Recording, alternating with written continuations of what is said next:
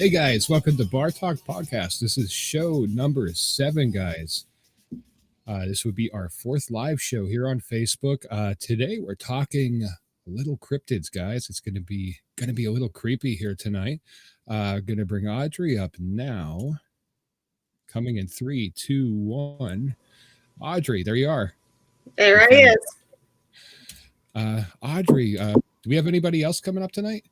Yes, we do. We have my younger sister, Midget. And here she comes, 2, 1, and live. Hey, Midge. Fancy Hello. meeting you here. No, it's almost as if we were not here this entire time. Yeah, pretty much. All right, guys. So Bruno's not going to be here tonight. He has some family issues going on out of state. He's busy taking care of them. So everybody, please wish well wishes. Send them his way. Him and his family can use them. Prayers to you, Bruno. Yeah. We're going to be talking a little cryptids tonight. Getting ready for Halloween season. So we're going to be talking cryptids, and a little bit later on, we're going to disclose some of our information for the Halloween show, the costume contest. So definitely stick around for that, guys. Yeah, let's definitely share the show, like, comment, definitely engage in the comments. Yeah, I think that's about it. So we're going to start the show off. I'm not sure how familiar some of you are with some of the cryptids, but we're going to start off talking a little bit about skinwalkers. Have either of you guys heard about skinwalkers? I've never even heard about cryptids until Midge brought it up to me. I'm completely clueless on everything. Sure, blame me for it. It's all your fault. You're my younger sister. You're supposed to tell me about this crap. Midge, you familiar with skinwalkers at all? Vaguely, yes, I am. Vaguely familiar. What do you know about them? I know that they were a mythos from quite a while ago, and they originated in the Navajo regions and in their culture. Yes, definitely. They did originate in the Navajo regions. I have a little bit of information pulled up about them, but I finally hooked up the Echo Dot. So let's see what she has to say about skinwalkers, shall we? Alexa, look up skinwalkers on Wikipedia.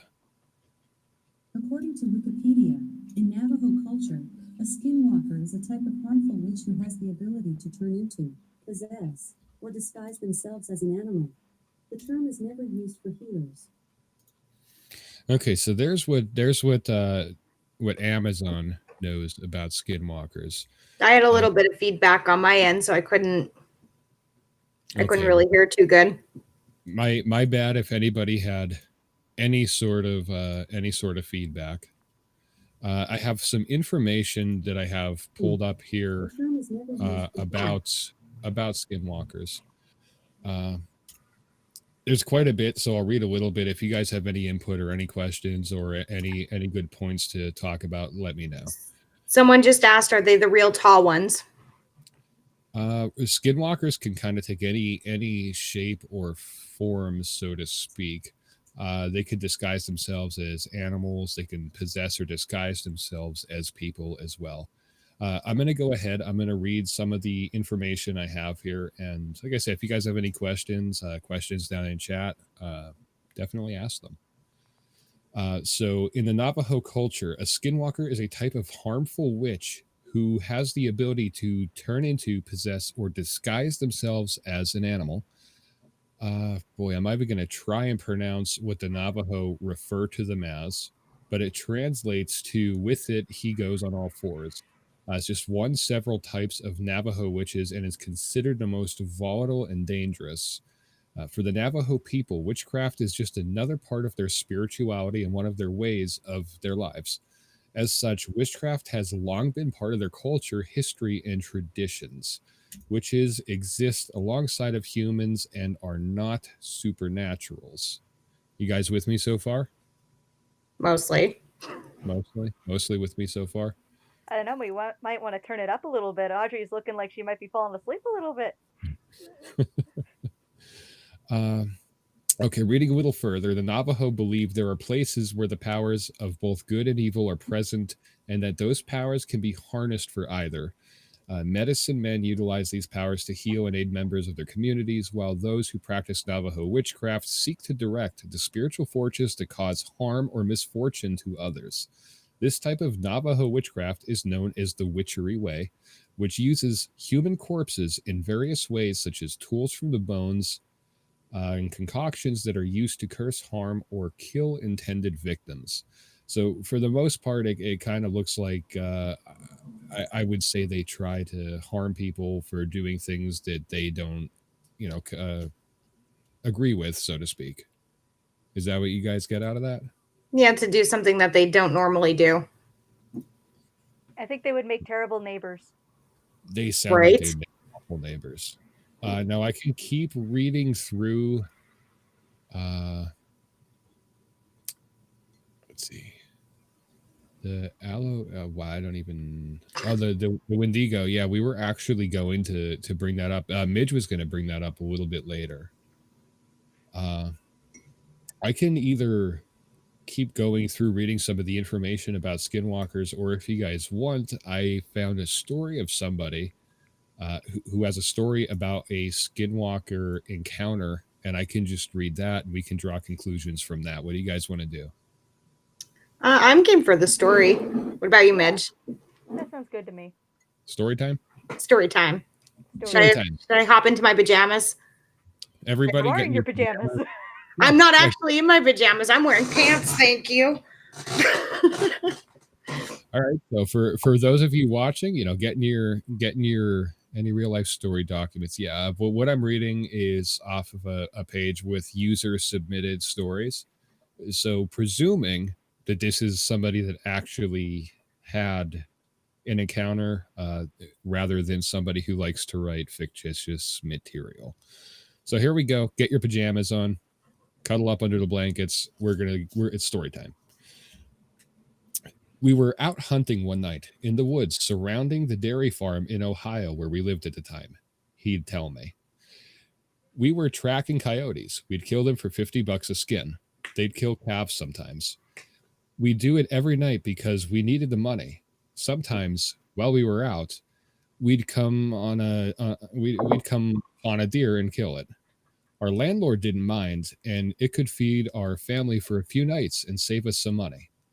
Anyway, we were done making our rounds and heading home, walking, because we didn't have a car or four-wheeler back then. We'd cut through the woods. That's when we came upon it. Blood everywhere. Splattered on the trees, in the grass, in the creek, everywhere. At first, we figured it was a pack of coyotes. We'd seen how sometimes, when they weren't able to scavenge for whatever reason, they'd start hunting deer or cattle out of desperation. The I love worst two parts, was sorry. when they bred with feral dogs, but this wasn't like that. You see, when a pack of dogs, wolves, or coyotes attack something, they do it right.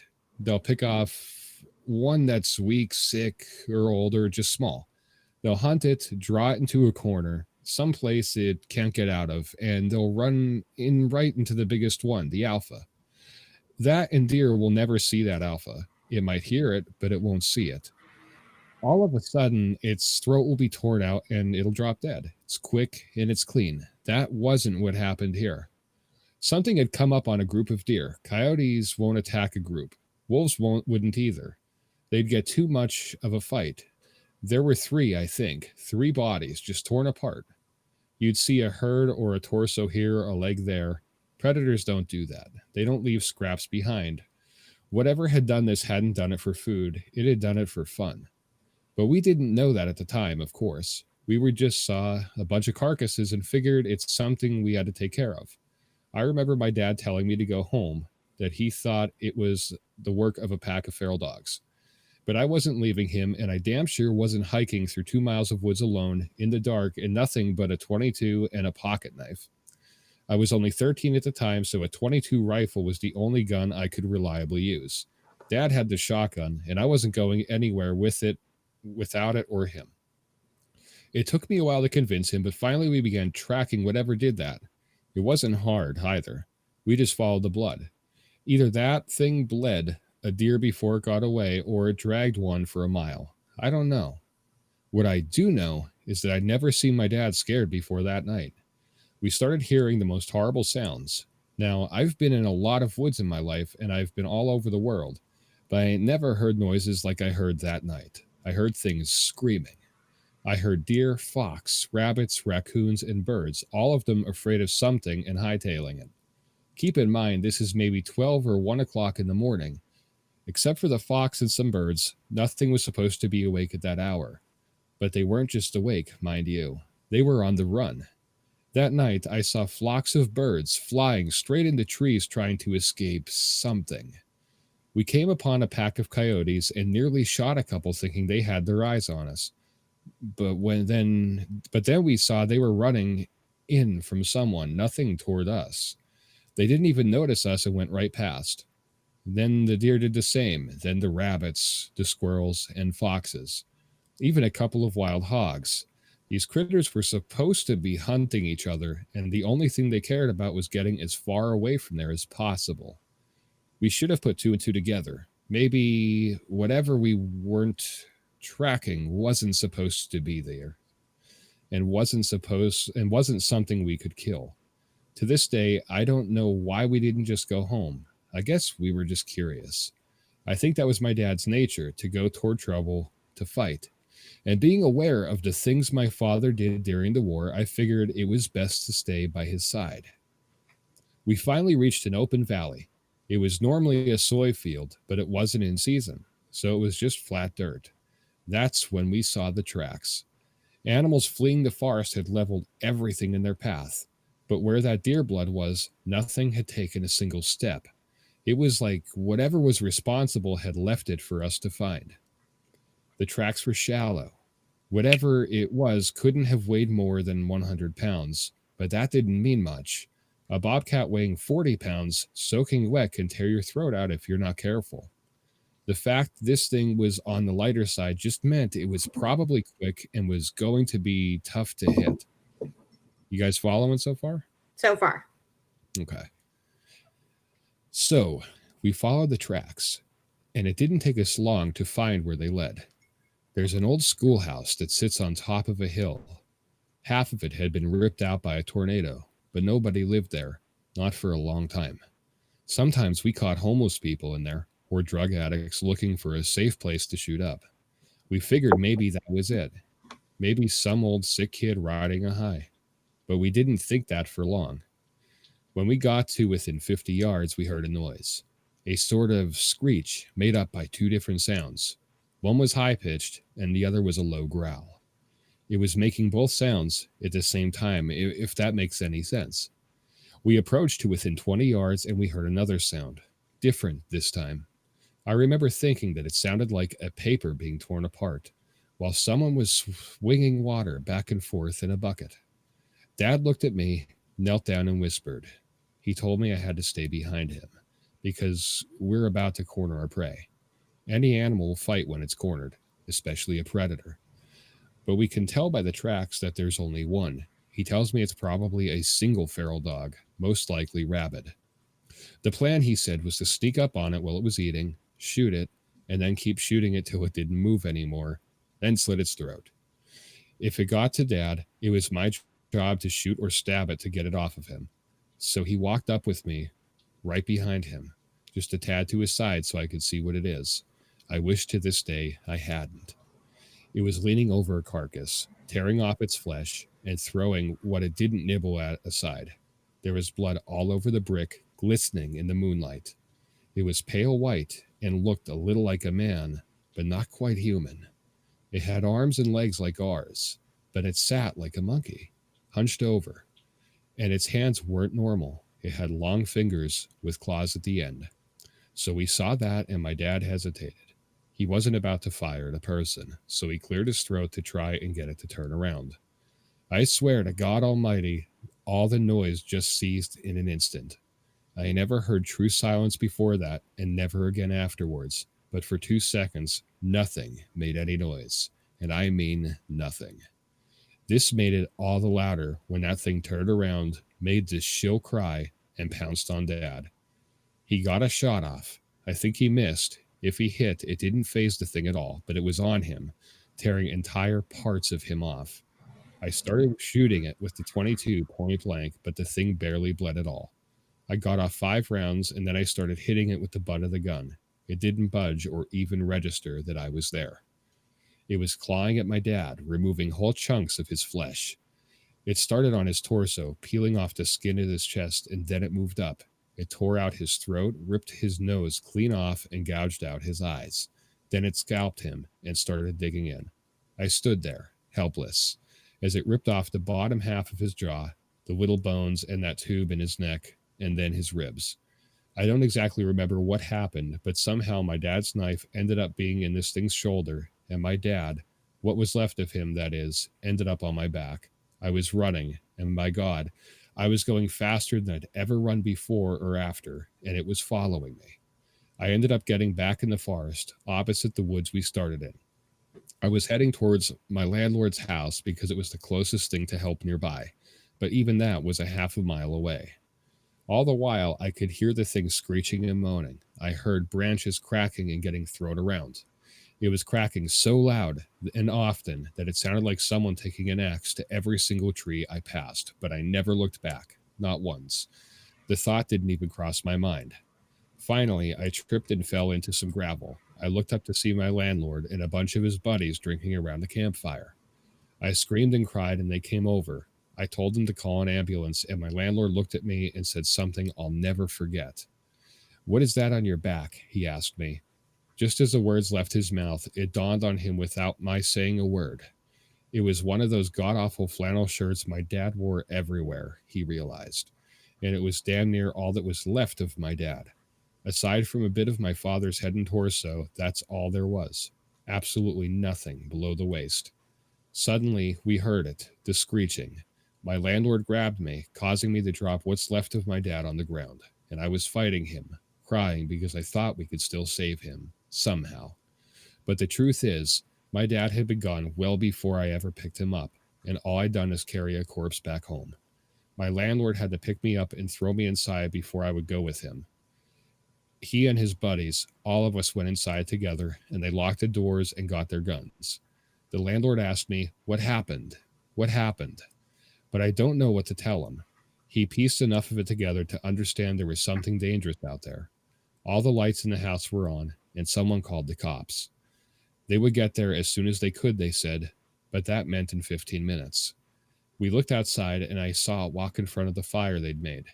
No one knew what it was. One of them said it looked like an ape. Suddenly, something came crashing through the window. We all fired at it, but quickly realized it wasn't the thing. No, it was my landlord's dog. Well, his body, anyway. His head and legs were missing. We had just started pushing things in front of the doors and windows to form a barricade when we heard something in the garage. I remember one of his friends saying that the doors were open. We heard metal and glass being ripped and smashed. We dragged the couch and TV in front of the door to the garage, for added measure. It banged around some more, but then it got quiet. Not silent like it was before. We could hear it move around some, and the guys were talking, making sure their guns were ready.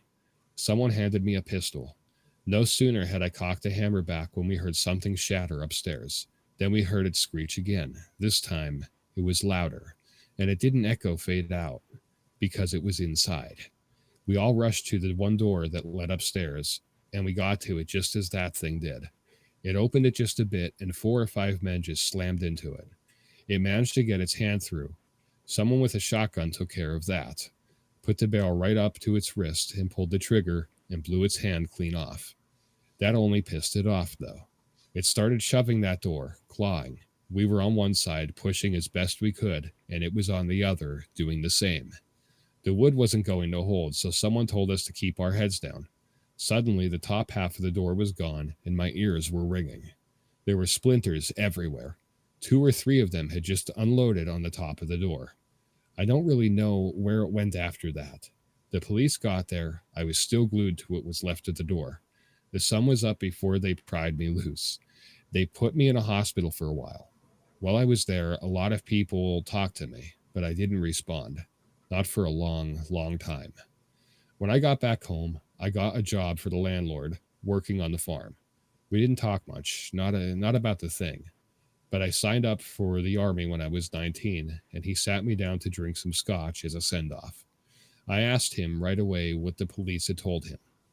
The story they went with was that it was a wild animal, probably a wolf or maybe a bear that had migrated north. I asked him how they could say that when they had the hand. He looked at me, stunned. He told me that the hand never made it back to the station. The cop who had it in his car got into a wreck, drove into a tree, and died on impact. The hand was never found, likely taken by an animal. The cops would the cops, when they would acknowledge the hand existed at all, said it was simply the paw off a bear that resembled a man's. I never talked to the landlord again. He went missing while I was in basic training, and no one ever saw him again. The rumors There were rumors that he owed some people some money and skipped town, but I don't think it's that simple. As for me, I never went back to those woods. I wouldn't even if I had the whole goddamn US Army at my back. And that was the story. It's a good horror story. I don't think it was Yeah, real. No way. Pack No, of I don't think coyote? it's real either. I got stuck I don't back on think it's Pack of real. Coyote. I was like, coyotes don't go in packs, right? Yeah, I don't think it's a real story. I think it's it's a neat story, but Well, I mean, I don't think if I carried the bloodied remains of my parental figure on my back all the way home, and only half of them was left, I don't think I would ever be in a condition to do anything for the rest of my life, let alone do something like join the army. But that was a pretty neat story. yeah, I'm going to throw a couple pictures up now. I'm not sure if you guys could see them. The audience can. I can. These are some supposed pictures of skinwalkers. Obviously taking various shapes, sizes, forms. All I see is my sister, so I hope that it doesn't apply to me. It's me. These are What's pictures. that disguise of? The one picture that's currently up is actually a picture supposedly from Skinwalker Ranch. It's in one of the Dakotas. I don't know. I can see it very easily replicated in a costume of some sort if you're really good with like special effects and shit like that, you know? Yeah. And if that story was real, if you see the person in the background there behind the deer, elk, whatever the hell it is, it said in the story that like all the animals were like they sensed it. You there? Yeah. I mean that would be a sixth sense because most animals are very, very good at sensing things like that. Midge, are you hearing us?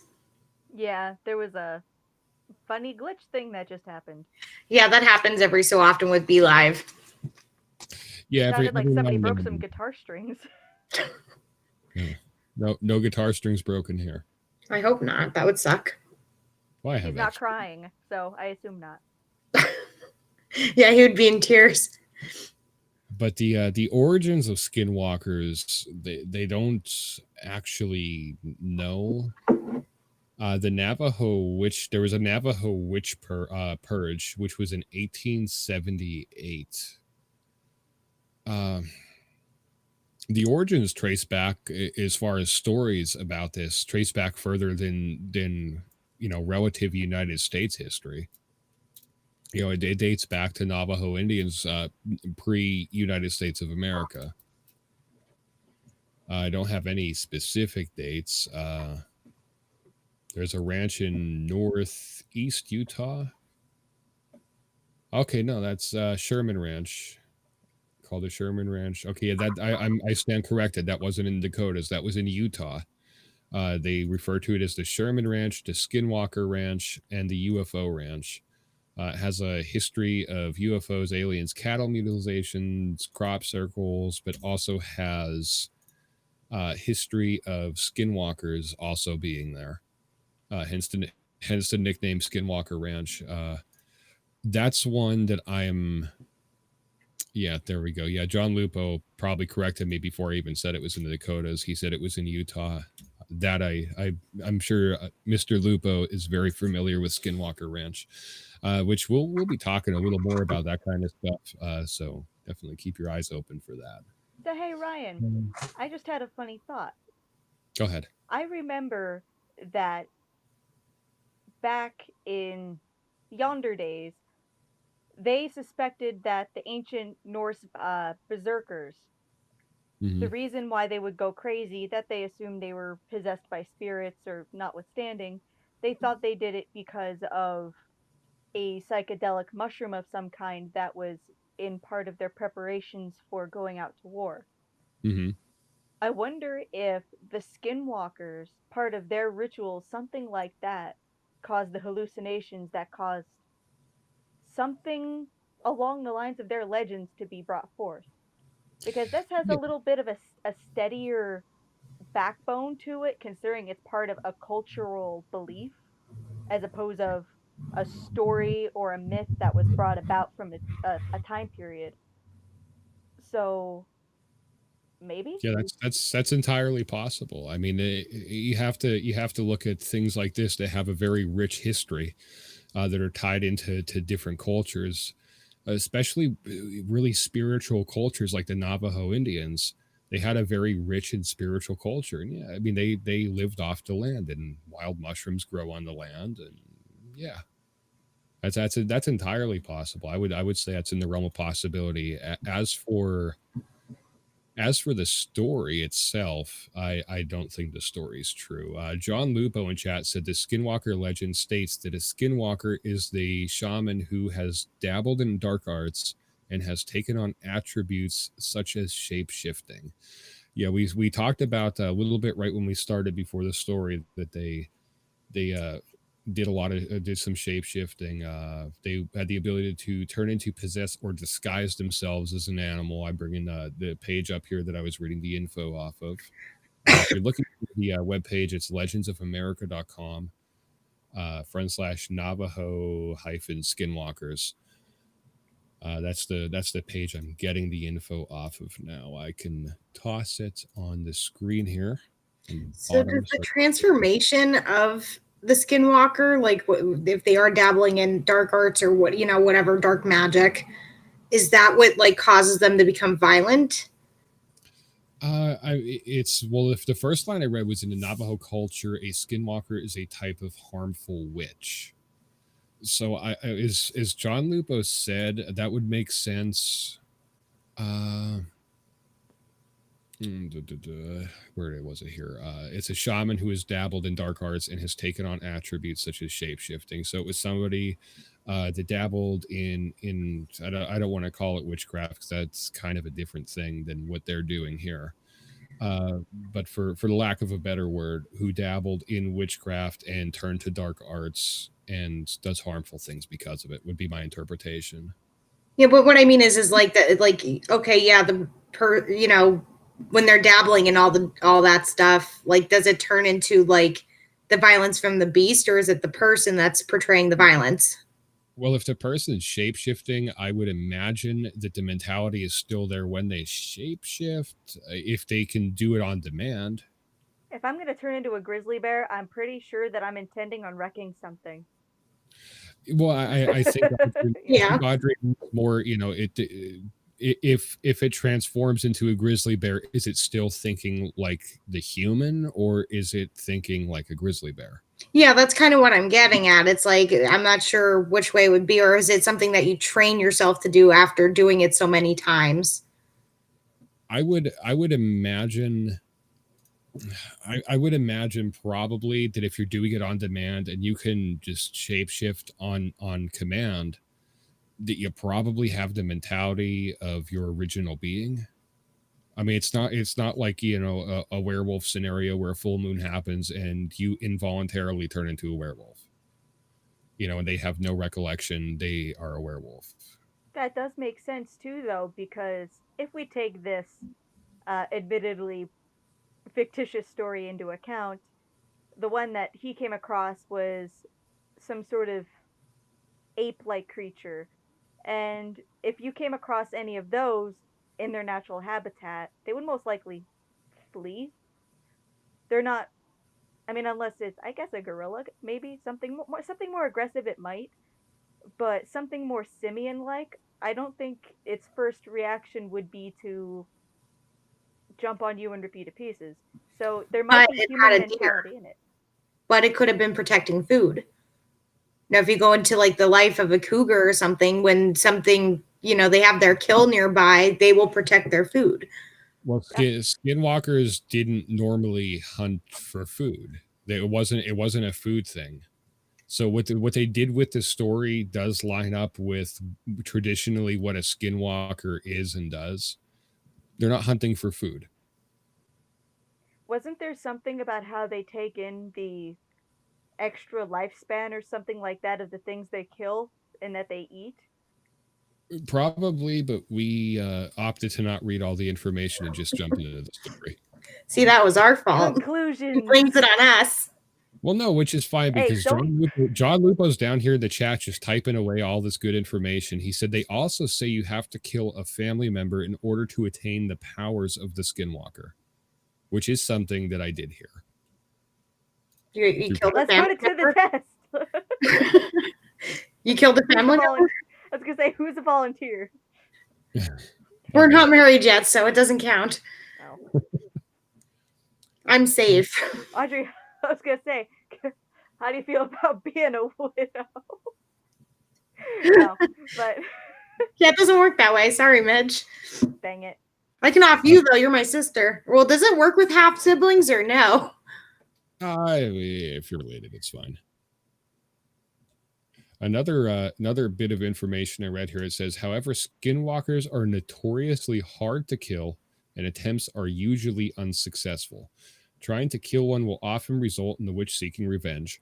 Successfully killing generally requires the assistance of a powerful shaman who knows spells and rituals that can turn the skinwalker's evil back upon itself.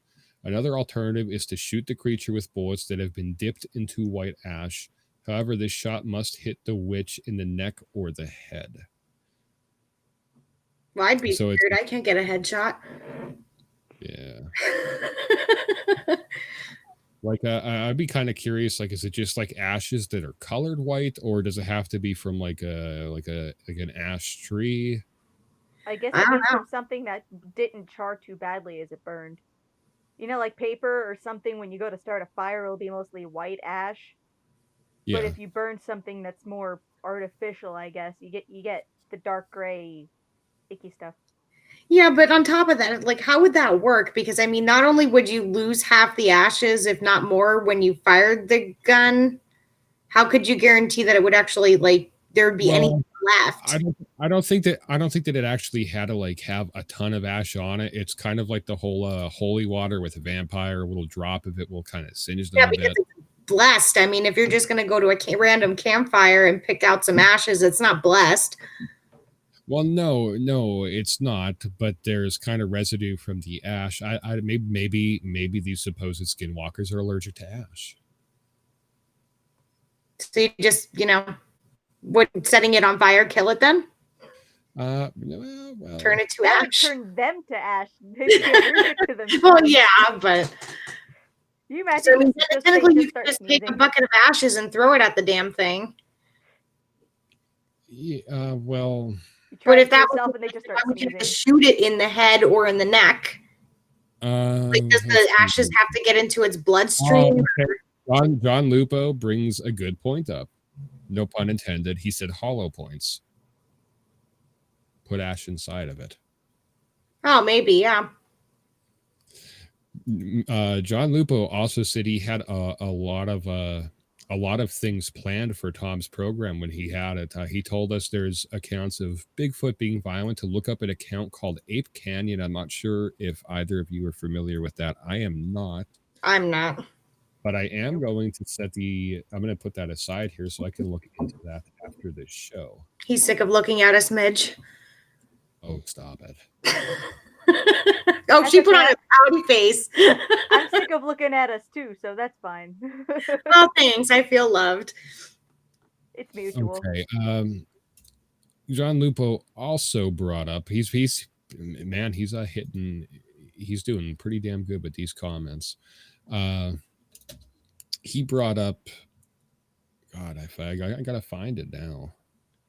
Let's see, where is it? It's in my phone here somewhere. He's always losing things. Yeah. I am things. He actually brought up in the comments earlier the Wendigo. Midge, do you have any information on that there, or were you just throwing names I out? do indeed, since you Do you want plopped to that into my lap last minute. do you want to give us some information on the Wendigo? And Lupo commented and said it's almost like the eastern U.S. version of the Skinwalkers. Was paraphrasing his comment there. That's probably not exactly what he said. According to what I have right here, it says, in the north woods of Minnesota, the forests of the Great Lake region, and the central regions of Canada, is said to live a malevolent being called the Wendigo. This creature may appear as a monster with some characteristics of a human, or as a spirit who has possessed a human being and made them become monstrous. Phone call. Yeah. It is historically associated with cannibalism, murder, insatiable greed, and the cultural taboos against such behaviors. Known by several names, Windigo, Wittigo, Wittico, Wetigo, each of them roughly translates to the evil spirit that devours mankind.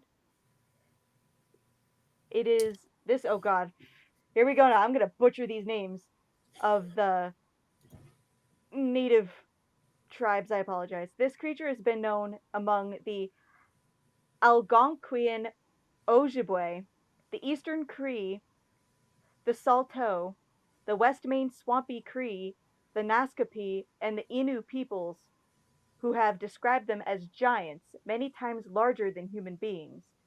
Although descriptions can vary somewhat, common to all these cultures is the view that the Wendigo is a malevolent, cannibalistic, supernatural being that is strongly associated with the winter, the north, coldness, famine, and starvation. Each of Interesting. So yeah, it sounds pretty much the same. It's similar. Yeah, it definitely has a similar feel to it. Absolutely. it I also don't. says, oh, sorry, go ahead. No, by all means, go ahead. They have the different descriptions according to some of the tribes. It says that the Algonquian legend describes the creature as a giant with a heart of ice. Sometimes it is thought to be entirely made of ice. Its body is skeletal and deformed, with missing lips and toes. And then the Ojibwa describe it as it is a large creature, as tall as a tree, with a lipless mouth and jagged teeth. Its breath with a strange hiss, its footprints full of blood, and it ate any man, woman, or child who ventured into its territory. And those were the lucky ones. Sometimes the Wendigo chose to possess a person instead, and then the luckless individual became a Wendigo himself, hunting down those he had once loved and feasting upon their flesh. Yummy. Yeah, they sound they have a similar feel, definitely. Something tells me people of the past were very afraid of being eaten by other people. Yeah, That's it seems that way. It also makes me like Yummy. it kind of makes me think, like I know my phone's talking to me, Jesus. Like a lot of these people, especially things like the Skinwalkers and the Wendigos, and they have a very long. There was a long history with them, and some of these people, not that they didn't think the same way we do, but they definitely had a different mindset, a different belief system. I'm not exactly sure how to go about explaining that, but I think you guys probably know what I mean. some legends about some creatures overlap due to Yeah. regions, areas, cultures that might have migrated. John Lupo asked if you could spell the tribe names that you were gonna butcher. Hey, she didn't seem to do too bad at it. She did better than I would have. The Algonquian is Algonquin, and the Ojibwa is Ojibwa. Okay, well there you have it, Mr. Lupo. So if you wanna I apologize. Q minute marker 40 minutes and about 20 seconds. That's where you'll find the spellings of that for future reference. Now, bringing up some other cryptids, we're going to kind of change subjects here. Inside of our main subject, we're going to be talking about the black-eyed kids. Either of you guys know any information about them? They're kids with black eyes. Black eyes, just for people, Yeah, I can't talk right. And she claps. Midge, you know anything about them? Only that, how do I put this? It was a bit of a, I don't want to use the term creepypasta, but it was a trending sighting. Once one person saw it, everybody did. Yeah, and it became trending so much that it actually in 2012 became a movie or yes, Black-Eyed Kids. It was a 2012 horror film that was produced with Kickstarter funding. So they actually it made mainstream enough to actually have a movie made about it. Black-Eyed Children or Black-Eyed Kids are an American contemporary legend of paranormal creatures that resemble children between the ages of 6 and 16 with pale skin and black eyes who are reportedly seen hitchhiking or panhandling or are encountered on doorsteps of residential homes.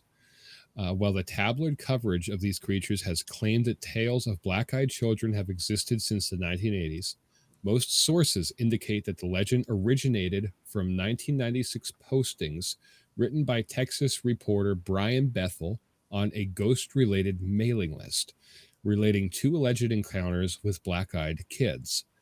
Bethel describes encountering 2 such children in if I get this city wrong, my apologies, Abilene, Texas, Abilene, in 1996, and claims that a second person had a similar unrelated encounter in Portland, Oregon.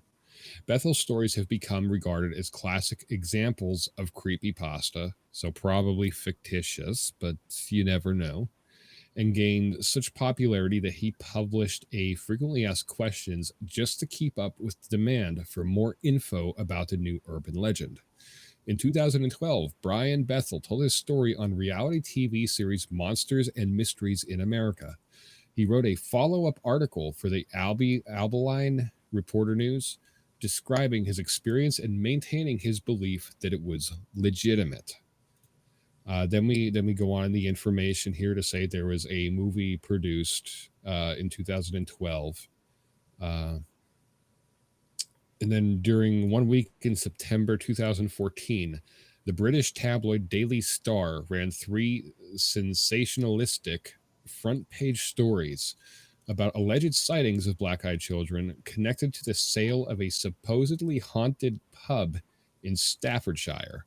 The paper claimed a shock rise in sightings around the world, and alleged sightings are taken seriously by ghost hunters, some of whom believe black-eyed children to be extraterrestrials, vampires, or ghosts. Science writer Sharon A. Hill was unable to find any documentation of black-eyed child encounters, concluding that the tales are passed on as a friend of a friend ghost stories. Hill considers the legend to resemble typical spooky folklore stories such as the Phantom Black Dog, where the subject is not supernatural and there may never have been an actual original encounter. Snopes lists this phenomenon as being a legend. So take that as you will, but there are quite a few reports of these supposed black-eyed children.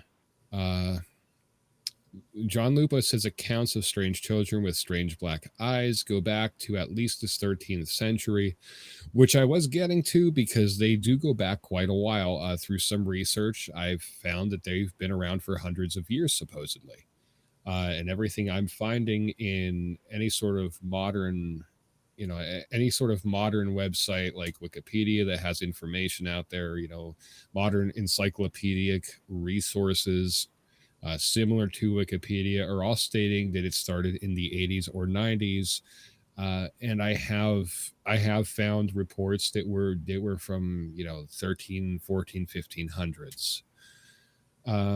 They must have aged very well. Yeah. Your thoughts on it? That's the information. I do have different stories with black-eyed kids. 16 of them actually, but they're all a little shorter than the last one. A lot shorter than the last one. Yeah, That was desperation on Audrey's face. I was like, oh crap. She's like, we're gonna be here for how long? We're gonna be reading for the next 5 hours. Well, you did say it was story time. I did say it was story time, so I pretty much think that it's something that one person said and it just spread and it caused nightmares and just scared people. And that's how it just kept spreading. Then everybody had to claim they've seen it. And by the way, Sarah Peterson, thank you for sharing the show. Nancy, hi to Nancy. Nancy's here. John Lupo's here. Sarah's here. We have a bunch of people watching tonight. Hope you guys are enjoying our story time and talk about cryptids. It's been fun so far. A little bit later, we're going to be talking about the Halloween costume contest, giving you a little more information about that. Not all the information because that wouldn't be any fun. We got to leave you guys guessing on something. But we will tell you where you'll be able to submit your pictures for the costume contest and kind of a light outline of what we're going to be doing there. But yeah, definitely share the show, like it, comment, engage in the comment section, guys. Talk to each other, get some good conversation going, and you might find your comments showing up here on the show, guys. If you haven't already, definitely be sure to check out our YouTube page. We do have a YouTube page that we're publishing all of our live shows on post the show's ending. And we are also putting all of our pre-recorded pages out there, all of our pre-recorded podcasts out there, I should say. What we do is between every live show, we're doing pre-recorded shows, uploading them on YouTube. We share it here on Facebook, so you can find it on our group page. But everything's going to be there. We have a couple fun little things coming soon. Might be working with Gerald from Pop Culture Cosmos on something here in the future. We have some fun stuff coming up. But anyway, back to the black-eyed children. Do you guys think they're real? Do you think it's something fictitious? I think you're not allowed to talk about me like that, but no, but depending. Somebody might have they might have thought they'd seen it, and it was a rumor or even a misunderstanding that just wildly got out of control, and I love it. Yeah, I have to agree on that. I'm your neighborhood skeptic. I'm a skeptic as well, but oh no, two rivals living in the same household. Oh yeah, we have interesting conversations about certain things, and we bicker back and forth. It keeps us alive. Sometimes I almost think we should be doing it on the show because some of them are actually end up good conversations. Usually, yeah, I'd say 50-50, depending on what we're arguing about. We can have Bar Talk podcast bullshitting show. Yeah. Oh, by the way, Sarah, Bruno isn't on the show tonight. He's out of state with a family member, taking care of them. He had he has some family things going on right now that he's helping take care of. So definitely send your prayers and well wishes his way. Yeah, so prayers to Bruno, and I drug my sister on the show to help entertain. Yes, in the meanwhile, here I am, and I apologize. No dance. You want a little more story time here? Go ahead, it's your vocal cords, not mine. I'm game. He has to drink the rest of his drink. Oh no, we're good. By the way, Turkey Hill, if you want to sponsor me. Yeah, right. All right. we'll read one and maybe talk about it. Maybe what we could do is after I read one, we'll kind of gauge if we think it's something fictitious or something that we think that they think is real. True Does or that work? false? True or false? Yes. Okay, so story number one is called Midnight Caller. It almost sounds like a bad porno going on here, but it's not. I assure you of that. Midnight Caller. It almost felt like a dream. I woke up to my dog, Lucy, barking. She was upright on the bed where my husband and I were sleeping with our 22-month-old daughter, staring at our door like an unknown stranger was out there rummaging around. I thought she was just freaking out over a house noise. We'd only had her for 3 months and she was still a puppy. It could have been anything. Our roommates, creak from the house, settling, the awnings moving outside in the breeze. I wasn't too concerned initially. I decided the best bet would be to open the door and show her nothing was there. It sounds a little bit silly, but it's what we do with our daughter when she gets scared, and I figured it should work with a puppy too. I opened the door and she raced to the front door. She stood there, snarling at the door. It was an angry, violent growl, one that I have never heard her make before. I looked groggily at her and opened the baby gate blocking the doorway, planning to open the door and show her everything was okay. The second my hand reached for the deadbolt, Lucy went wild. She started barking and jumped towards me.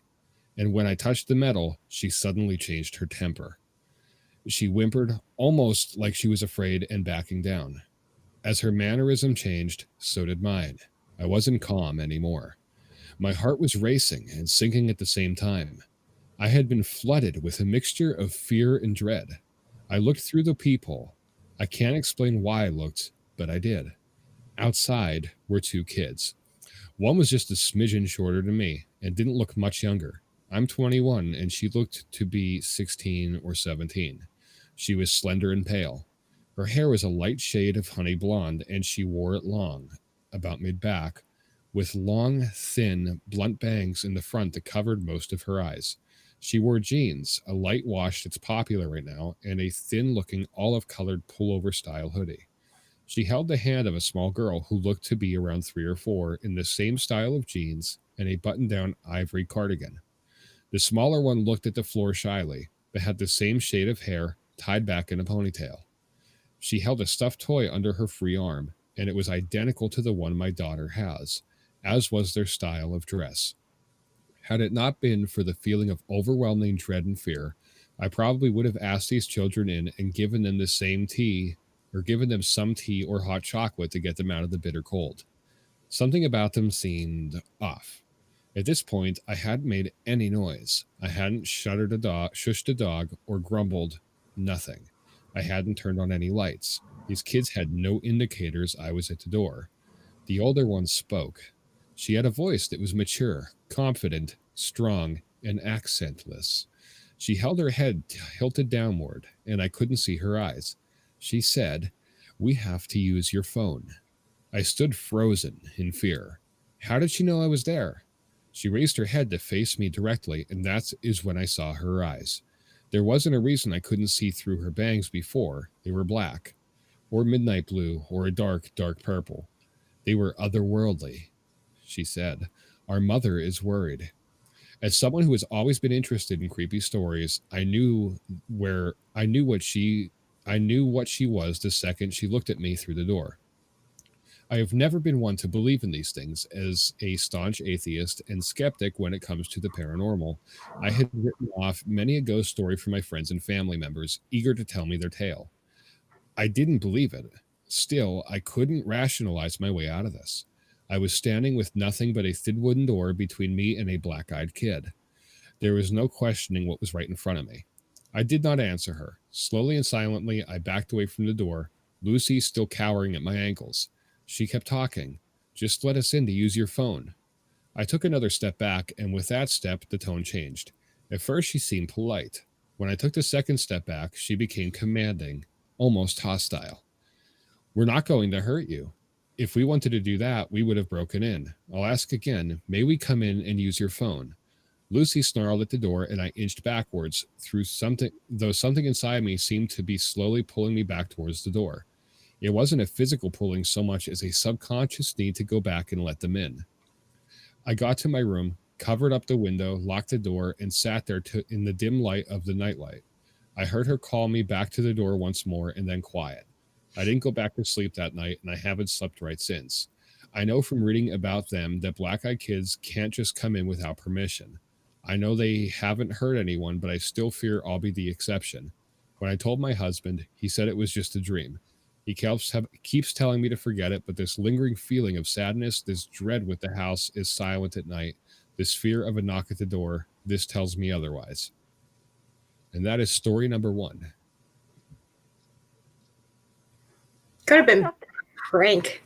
I was gonna say, I don't know if that was a smart thing to do. If assuming that was a supernatural presence, do you really want to piss off the demonic little kids that come up to your door? Just slide your cell phone out the door. Be like, here. Even if you don't go out. Just crack it open, slide it out. Be like, all right, there you go. Yeah. I mean, that one can kind of go either way. I mean, I guess not everybody would be that brave, but there's nothing self-preservation. There's nothing about it that seems far-fetched. As far as telling a story of something that could be something, paranormal or, like a cryptid, there's nothing in there that made me go, wow, that's bullshit. Yeah. And kids can be creepy all on their own, so. There's nothing in there that makes me go, wow, that's bullshit. But there's nothing in there that makes me go, yeah, that's the fucking truth. It can be easily replicated, as I said with the other one. I mean, there's no pictures. All right, Audrey, let's put it to the test. There's no pictures attached to any of these. These are like user submitted stories. This webpage is thoughtcatalog.com. They have like coffee table books, creepy stories, TV and movie stories, different types of stuff like that. You could probably find more than just creepy stories on here. So what I'll do, again, like I did with the last webpage, I will add that down at the bottom to the crawler for a little bit so people can see it, type it in, go there, look stuff up. Shall we do another black-eyed child story? Bring it. Give me demon kids. Okay. She wants her demon kids. Yes. This one's actually shorter, so this one's two paragraphs. So we'll read this one. The title of this one is called Bus Encounter. I was riding the bus back home after work. It was about 1 a.m. I'm a security guard and often work odd hours. I'm sitting there, and this guy gets on, sits across from me. He was wearing a suit, had a briefcase, regular-looking guy in his 20s. What struck me about him at first was that he was chewing a cigar, not smoking it. You can't smoke on the bus. So I was just looking at him while he stared out the window and chewed his cigar, and all of a sudden he turned and looked at me. His eyes were just pitch black. My heart started beating very quickly, and I felt I don't even know what he means here. I see typo. His heart started beating and very fast, and I was starting to panic, and I had no idea why. Yeah, this is definitely user submitted because he said he was just pants shittingly terrified of this guy, which I love that quote, by the way. Then he grinned at me, and his teeth were all covered in tobacco bits and brown juice, the cigar clamped between them. I almost screamed, but instead I had the presence of mind to just get up and take the seat right behind the driver. I calmed down a bit after that, but I kept an eye on the guy. He ended up chatting with some girl that got on, and they were still talking when I got off. I later convinced myself that he was just trolling me, having fun with a pair of contacts. Now I wonder. So he even admits in his story that it could have been a guy just playing around with him. I'd want to. More than likely. Here's also on this page. I didn't actually know this was on here. It's 10 facts about the black-eyed kids, if you guys would like to hear it. I'm game. Game? Guys good? All right. 10 facts about the black-eyed kids. Black-eyed kids will look normal. They'll look like normal human children between the ages of 6 and 16, but with pale skin and completely black eyes. Number 2. Additionally, people who have been in close proximity to black-eyed kids report a feeling of unease that washed over them. While nothing about the children's appearance, aside from the eyes, genuinely frightened the people, they still reported feeling ranging from anxiety to terror at their presence. Number 3. Some people have also reported seeing black-eyed kids that have talons for feet or other demonic attributes, but most sightings are seemingly normal children. Number 4. Black-eyed kids are also commonly described as wearing dated clothing or dressing in a manner that is not typical of a normal child of their age. Number 5. Black-eyed children always ask for something. Is it always something that involves being in close? It is always something that involves being in closed quarters with you. They will ask for a ride in your vehicle or to enter your home to use the phone. Number 6. There are no reported stories of what happens to you. There are no reported stories of what happens when you let a black-eyed kid into your vehicle or home. All the stories come from people whose eerie feelings made them flee from the children. The earliest sighting of a black-eyed kid was a journalist, Brian Bethel, in 1996, which I'm on the... That's a load of crap because there's reportings before that. Number 7. The story has been added to internet creepypasta lore, but to this day, Bethel insists that the incident was real and happened the way he reported. Number 8. In 2014, a British paper reported that sightings of black-eyed kids around the world are rising. Number 9. Theories about the black-eyed kids. This is all the crap we read off Wikipedia, so I'm just going to stop there. I don't know. I definitely think that Midge just dropped their phone. She just dropped us. How dare you? You guys just did a somersault and you didn't touch the finger. Congrats. I'm talented. Ron Lupo says the accounts also say that if they get aggressive, if you resist them, and they also seem unable to use door knockers or doorbells, they always knock. Yeah, every story I've read about it, none of them ever used a door knocker or a doorbell. Yeah. I wonder why that is. Nancy wants us to talk about the Blair Witch. I know nothing about Blair Witch. I watched the movies. I forget where the Blair Witch was. Was that West Virginia? I never actually even watched the movies. It's like, did you, Midge? I've never even, like, I've heard of it, obviously, but... Are you kidding? I can count the amount of movies I've watched in general on one hand. It was in Maryland. Just outside of Burkittsville, Maryland, in Frederick County. The Black Hills Forest. We should go there. That'd be fun. Sure. Oh, Nancy says Blair Witch is in Tennessee. Maybe there's a Blair Witch in Tennessee as well. Yeah, I'm not familiar with it really. I mean, I know they have like a symbol or something. Yeah, they have a pretty cool looking symbol. Yeah. Yeah. Well, where were we? We were driving, and I said, "Isn't that the Blair Witch symbol up on like a mountain or something?" Those of you that are familiar with Pennsylvania, or any of the major roadways that run through there, God, what route is that? I think that's 309 coming out of Tamaqua, isn't it? Okay, so if you're familiar with like Northeast PA and you're coming from Tamaqua on 309 heading north, like heading toward, like heading up north on 309, there's a little town called Hometown, Pennsylvania. You go through Hometown, Pennsylvania, and you keep going on 309. You go up a hill that takes you to an Interstate 81 junction, which would be, God, I don't remember the exit number. Anyway, that doesn't matter. Going up 309, and on this hill, it's a very mountainous region in Northeast PA. For those that are unfamiliar with how it looks, it's very woodsy, mountainous. Going up the hill, all the way on the top of a hill at a clearing that you could see from the roadway, there was actually somebody made the Blair Witch symbol, which looks like an X.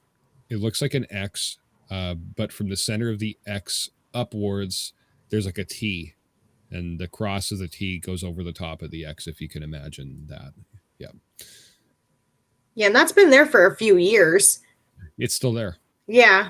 The last we went through that area, it was still there. Yeah, we're gonna have to take a drive out that way just to check. John Lupus said Bell Witch is Tennessee, not to be confused with Blair Witch, which is in Maryland. I'm glad one of us knows what's going on here, because apparently it's none of the people hosting this show. Oh, no, I knew. I knew Blair Witch wasn't Tennessee. I actually thought it was. I thought it was West Virginia for some reason. At least I was close. It's connected. John Lupo's into this kind of stuff. We used to have him when I was on the Big Daddy Roadshow. We used to have him on talking about aliens, actually, UFOs, stuff like that. Which, John Lupo, you are going to be in luck, because that show's coming up very soon. I'm using Halloween as an excuse to bring up all this crap that I like to talk about. So, it seems like a good idea. Creepy stuff. There's no other time of year he can bring this stuff up. Well, dipping my toes in it here, shall we read a? That one's kind of long. Fuck that one. Here's a short one. I wonder if they're gonna use any fun wordings in here. Okay, this is one called "You Must Let Me In." On March 17th, 2008. That's a good date, by the way. I had my one and only encounter with a black-eyed kid. Before my experience, I had never heard of anything having to do with the black-eyed kids. I was 12. I was sitting outside of a hairdresser's in an old Chevy pickup waiting for my mom to get her haircut. About 15 minutes had passed, and I saw some kid walking back and forth along the sidewalk in front of my parked car. At first, I thought I recognized him as one of my friends from school, so I banged on the front windshield until he looked my way. It was not anyone I knew. At this point, I was not scared at all. Not yet. The boy walked over to the side of my car and just stares. I think to let me get a good look at his eyes, to freak me out. And let me tell you, if you have never seen a black-eyed kid, you have no idea what to imagine. Pupils as black as the night sky. The boy whispers, "You must let me in." And then I locked the car doors and ducked down into the space below the seats. 5 minutes later, he was gone. When my mother got into the car, she told me a boy with black eyes had come into the hairdresser's and had insisted for my mother to give him the keys to the car. She refused. Thank God she did it. Because it's not somebody just ask. Yeah. You have your keys, and that random kid you've never met walks up to you and says, "Hey, give me the keys to your car." Sure, take them. Even if they don't look like Hellspawn. The best thing about that story is the user's name that submitted it. The user's name is Big Taco 123. Don't make me hungry. Shall we move on to another? Sure. You're really in a storytelling mood. I will, it's fun. He has a captive audience. Yes, he does. You ask, I will deliver. Well, I didn't ask for any of this, but okay, wow, this one's real short. This one's called Survival Story. This one actually takes place in Pennsylvania, in Lancaster, Pennsylvania. Oh no. I helped them once. Never, ever, under any circumstance, do it. I'm not sure what they do, but it feels as if they are ripping out your soul. They get really close to you, and you get amazingly drowsy. If it weren't for my girlfriend showing up mid-invasion and kicking them out, I would probably be dead. I didn't even see the black-eyed kids until I had let them in. They're getting smarter. That seems like a lot of shit. Why would you open your doors for absolutely nothing at all? Check in the mail, maybe. I don't know. Like, I'm sure some of these that I'm skipping over are good, but some of these are like longer than the first one I read with the Skinwalkers, so I'm not reading them. I don't feel like reading it, You're budgeting your time. Here's what I'm going to do. I'm going to copy all these stories, and I'm going to post them I'm going to post this link in chat here. That's probably a better way of going about it, yeah. That way everybody can go to this page, read the stories that I found here. Nancy says, my son and family lived in a haunted house. Lights went off and on. Something whispered in my granddaughter's ear. Woke up and a family standing there. That's weird. Yeah, that's creepy. We're gonna be doing a paranormal show too on our Halloween Express here, working towards Halloween. Was gonna do a paranormal one, a UFO one. We have our cryptid one tonight. That could be fun though, I want a ghost that cleans my house. right? Isn't it rude Also, to just stare at you as you sleep? anybody watching or anybody that watches this post show being done, sees it on YouTube, whatever, either comment on the video or if you're on Facebook, shoot me a private message if you actually have any personal encounters, either with cryptids, with UFOs, with paranormal. If you have encounters, shoot me a message and we'll talk. It's maybe if you're comfortable with it, we could use it on one of our pre-tape shows. John Lupo, I'm sure, has a lot of cool stuff to tell. But yeah, if anybody watching, if you have like personal experiences, shoot them my way. I'd love to hear them because I'm way too into this stuff. Oh yeah, he's overly into it. And I'm the skeptic, so come and change my mind. But yeah, And by the way, don't forget to share the show, guys. Like it, share it when it's up on YouTube. Go to our YouTube page. Be sure to subscribe. Click that notification bell so you guys can stay up to date on all of our videos and all of our new stuff that we're going to be doing here in the future. Midge, you have any other cryptids you want to talk about there? Oh boy, do I. It's just choosing them that's the issue.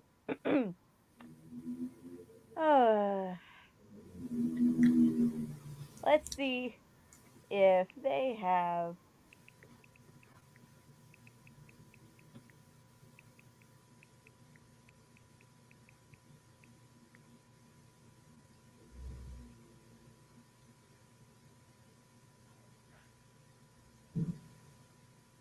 Yeah, I can definitely see Bridget doing that, like with the pictures.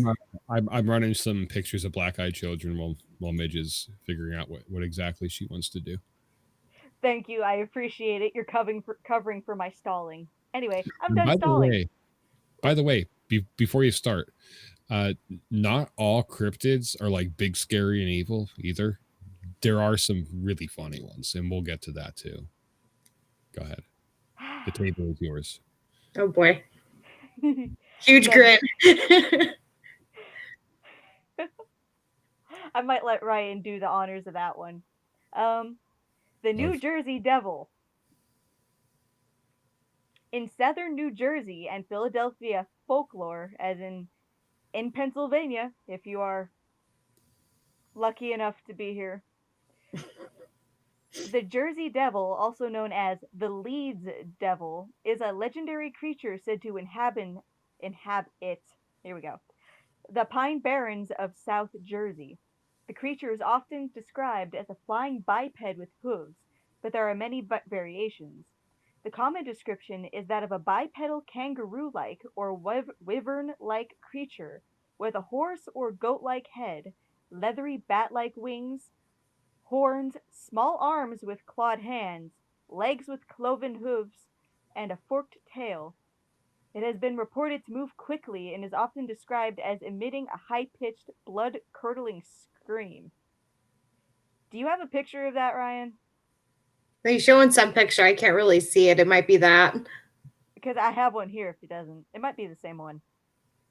Yeah, he put That's it a full wonderful screen. gray screen. I assume that there's a picture there. Flying goat bat thing. He's kind of creepy looking. It says, according to popular folklore. You guys can hear me, yes? Yes, you're good. Okay. There was dead silence. So I was getting worried. Talking to myself is not something I like to advertise. According to popular folklore, the Jersey Devil originated with a Pine Barrens resident named Jane Leeds, Leeds, known as Mother Leeds. The legend states that Mother Leeds had 12 children and, after finding she was pregnant for the 13th time, cursed the child in frustration, crying that the child would be the devil. Why did she curse the child? That's up. We all know whose fault that was, but that's besides the point. Anyway. She really liked getting around, didn't she? Considering how far back it was, I'd assume it was with the same man. Maybe. That's true. During 1735, this is how far back it was, Mother Leeds was in labor on a stormy night while her friends gathered around her. Born as a normal child, the 13th child changed to a creature with hooves, a goat's head, bat wings, and a forked tail. Growling and screaming, it beat everyone with its tail before flying up the chimney and heading into the pines. In some versions of the tale, Mother Leeds was supposedly a witch and the child's father was the devil himself. Some versions of the legend also state that there was subsequently an attempt by local clergymen to exorcise the creature from the Pine Barren. And there's a little bit of background about the Leeds family. Prior to the early 1900s, before the series of reported sightings of the creature during 1909, the Jersey Devil was referred to as the Leeds Devil or Devil of Leeds, either in connection with the local Leeds family or the eponymous southern New Jersey town, Leeds Point. Thanks. Mother Leeds has been identified by some as Deborah Leeds, and on grounds that Deborah Leeds' husband, Japhet Leeds, take a look at that name, named 12 children in the will he wrote during 1736, which is compatible with the legend. Deborah and Japhet Leeds also lived in the Leeds Point section of what is now Atlantic County, New Jersey, which is commonly the location of the Jersey Devil story. Why would you want to live somewhere the same as your last name? Yeah, that's awkward. That would be, now if you live on a plot of land and then you say have it named after you because you own it. Yeah, that would make sense, but yeah, like, I don't get it. I don't get why someone would want to do that. Brian Regal, a historian of science at Keene University, theorizes that the story of Mother Leeds, rather than being based on a single historical person, originated from colonial southern New Jersey religio-political disputes. Sorry for anybody who had to hear that one. That became the subject of folklore and gossip among the local population. According to Regal, folk legends concerning these historical disputes evolved through the years and ultimately resulted in the modern popular legend of the Jersey Devil during the early 20th century.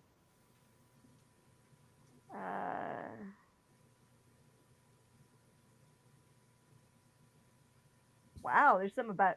All right, we're getting some famous names in here.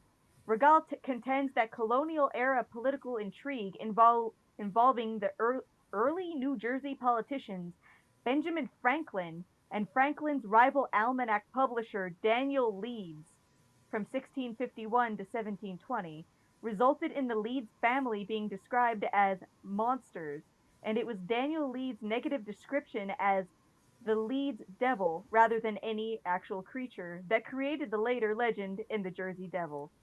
Could you imagine that an entire legend was being created because somebody threw shade at one of their rivals? It's pretty impressive. Could you imagine being that legendary? I cannot.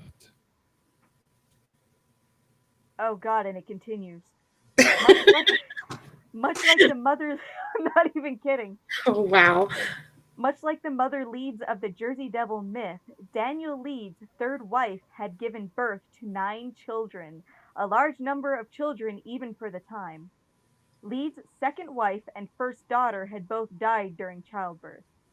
As a royal surveyor with strong allegiance to the British crown, Leeds had also surveyed and acquired land in the Egg Harbor area, located within the Pine Barrens. The land was inherited by Leeds' sons and family and is now known as Leeds Point, one of the areas in the Pines Barrens, currently most associated with the Jersey Devil legend and alleged Jersey Devil sightings. Oh man.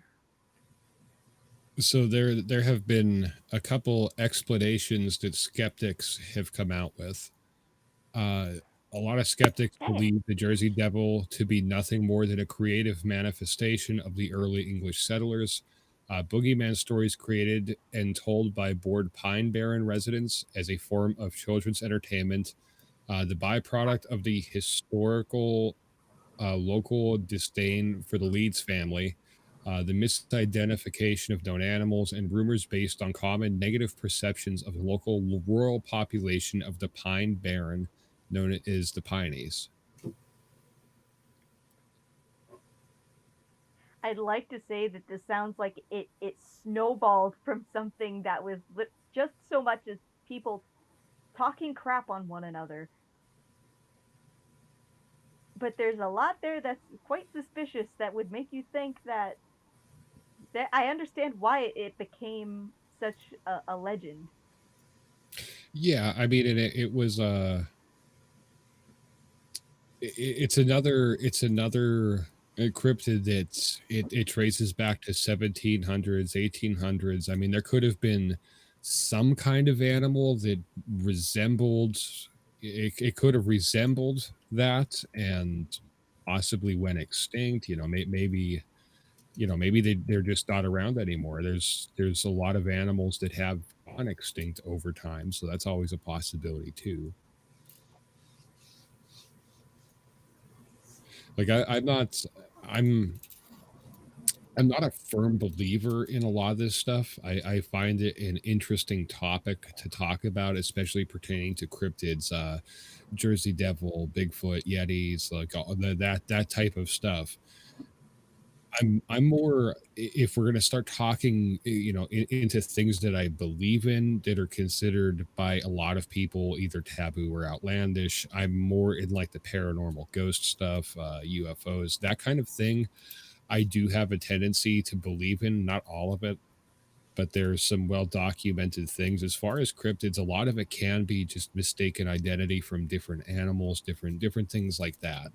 A lot of folklore involved in area specific cryptids. A lot of folklore involved from like native tribes, and from the start of our country being built, there was a lot of stories that were told because there was no television back then, there was no radio, no internet. There weren't people out there doing what we do then because the technology, depending on your beliefs, didn't exist yet.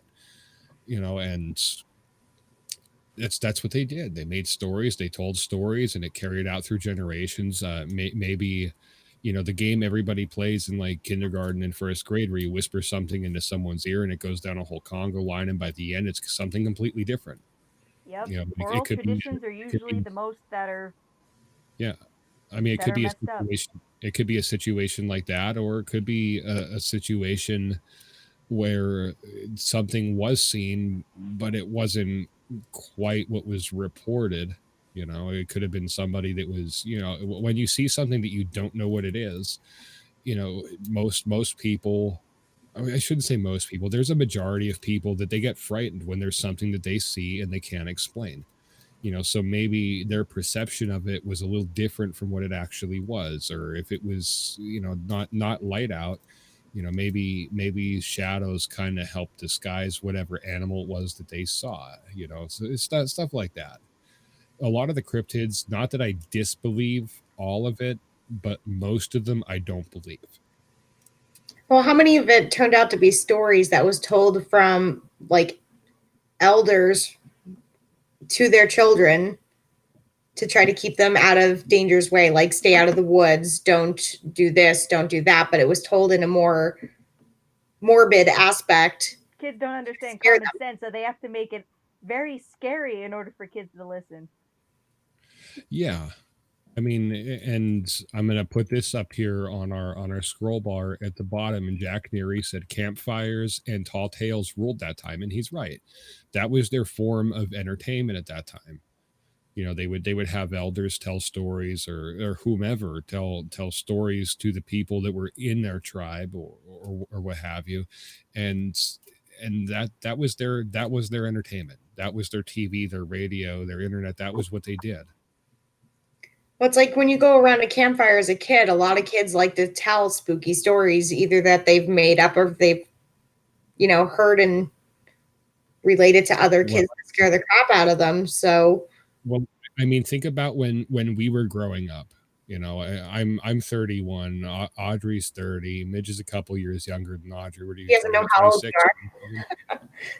That's Are you okay. Keep the secret. 4 years? So you're what, 26? Yeah. Okay, this is the part where Audrey briefly leaves the screen to commit a murder on the behalf of her younger sister. You gotta pay up. Oh, trust me, I'll No, pay. the point I was getting to, growing up, I'm sure both of you guys remember the show on Nickelodeon called Are You Afraid of the Dark? Yeah? You guys Midge remember that show? probably watched too much of that. I didn't watch too Okay. much of anything. We really didn't have TV when I was growing up. Sorry. Okay. That Well, was the Endless basis to disappoint. the basis of that show was a bunch of kids around a campfire telling creepy fictitious stories. That was the whole basis of that show. That's what they did before they didn't have anything like that. So that's a little more of a modern representation of it. John Lupa said they say Mothman showed up just before and during the Chernobyl accident. That's actually something I didn't hear. Jack Neary said, I believe Leeds had an Aleister Crowley aura about him.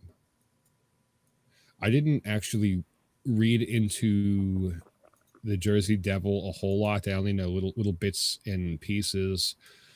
Like I know the Jersey Devil had an appearance on the X-Files sometime in the early 90s. I'm not sure of the date. Obviously there's a hockey team named after the Jersey Devils. There's a hockey team named after them. There's video games.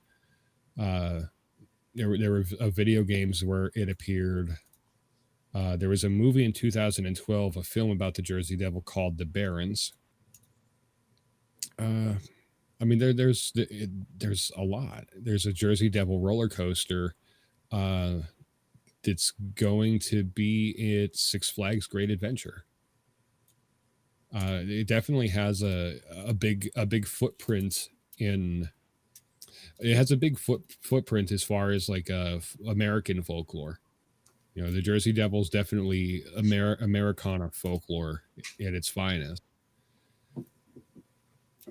I think if I was, out of any of the American folklore, if I was going to pick one that's probably true, as bad as it is, I think I'd have to either like pick like Bigfoot, Yeti, like something that's at least remotely plausible. A flying goat, about all of it. like a flying goat. I don't think that's not a very aerodynamic design. A flying goat. Oh, if it's demonic, it doesn't have to be aerodynamic. There was a fairly recent one taken in 2013. You look at that picture. I'm going to make it full screen here. Everybody can still hear you guys. I'm just pulling this up full screen. You tell me that thing is aerodynamic enough to fly. Come on. It looks stiff. It kind of looks fake. It looks like somebody took a galloping around her. It doesn't. Looks like somebody took a piñata, spray painted it, and launched it, into the air and took a picture. Put a string on it and hung it from a tree and swung it around. But that picture in particular, let me bring that back up. That's a very, very old one. That looks a little more aerodynamic and looks less goat-like, looks more like a bat. I don't think we had any king-size bats going on here. I mean, that could have just been something that was, you had like a high millimeter like a 300 millimeter camera zoomed all the way in. It could make something smaller look big. It also kind of looks like a kite. Kinda, yeah. And then we have this one where it is appears to be chasing a deer. Again, I'll put this up full screen as well. And this is I'm guessing this is from a trail cam that somebody put up. It kind of resembles a goat with like a dragon tail and a weird face. It doesn't look very aerodynamic at all. This one though is the most recent picture. That's the supposed picture of it. And it doesn't. It doesn't. That looks very probably not Photoshop. It doesn't appear to be Photoshop. It doesn't look like it's Photoshop, but the picture was doctored itself as it was being taken. Yeah, it looks very man-made. Yeah, like, and it does. It looks stiff. I mean, okay, picture a full size deer that's dragging Santas. I mean, they're magical, but can That's different. They're magical. They don't count. can a 10-point buck just fly through the air? It's not aerodynamic. People can't fly. Goats can't fly. That looks like a goat to me. Yeah, it looks like a goat. So I mean, I guess a lot of it's Jack Neary said it's all ass and no wings.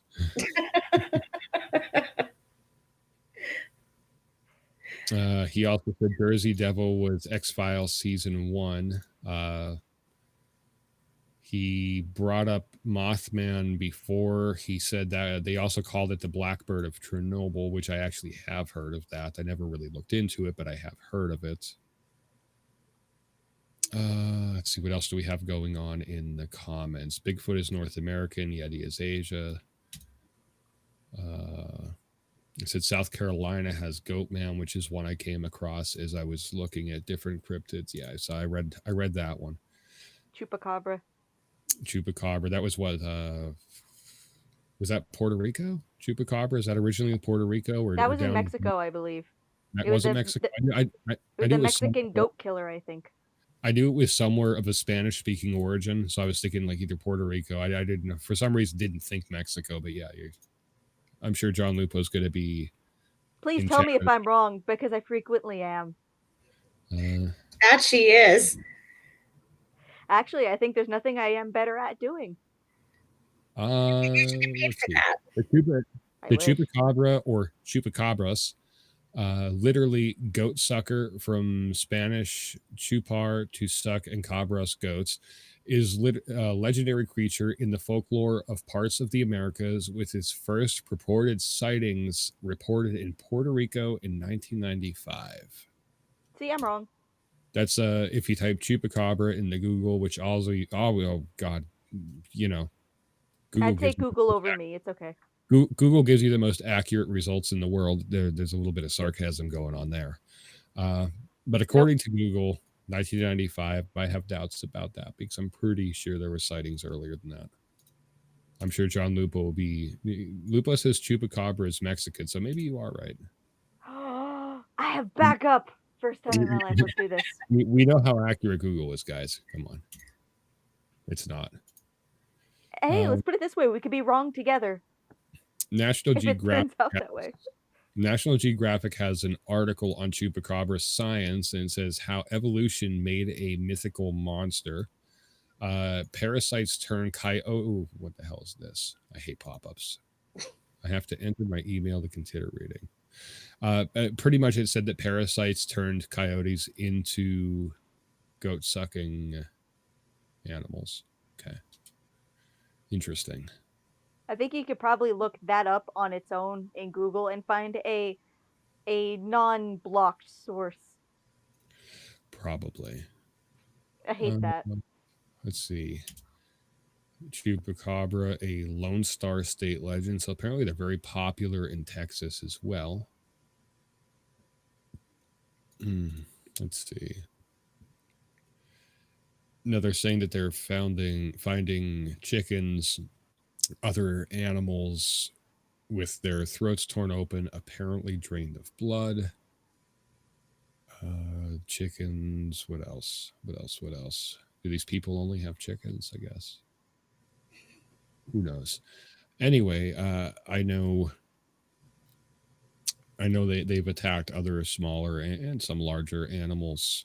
It says in the 21 years since the first supposed sightings of the creature, it has been a spine-backed alien, a winged kangaroo, or a goblin, a predatory monkey, or an unusually ambitious mongoose.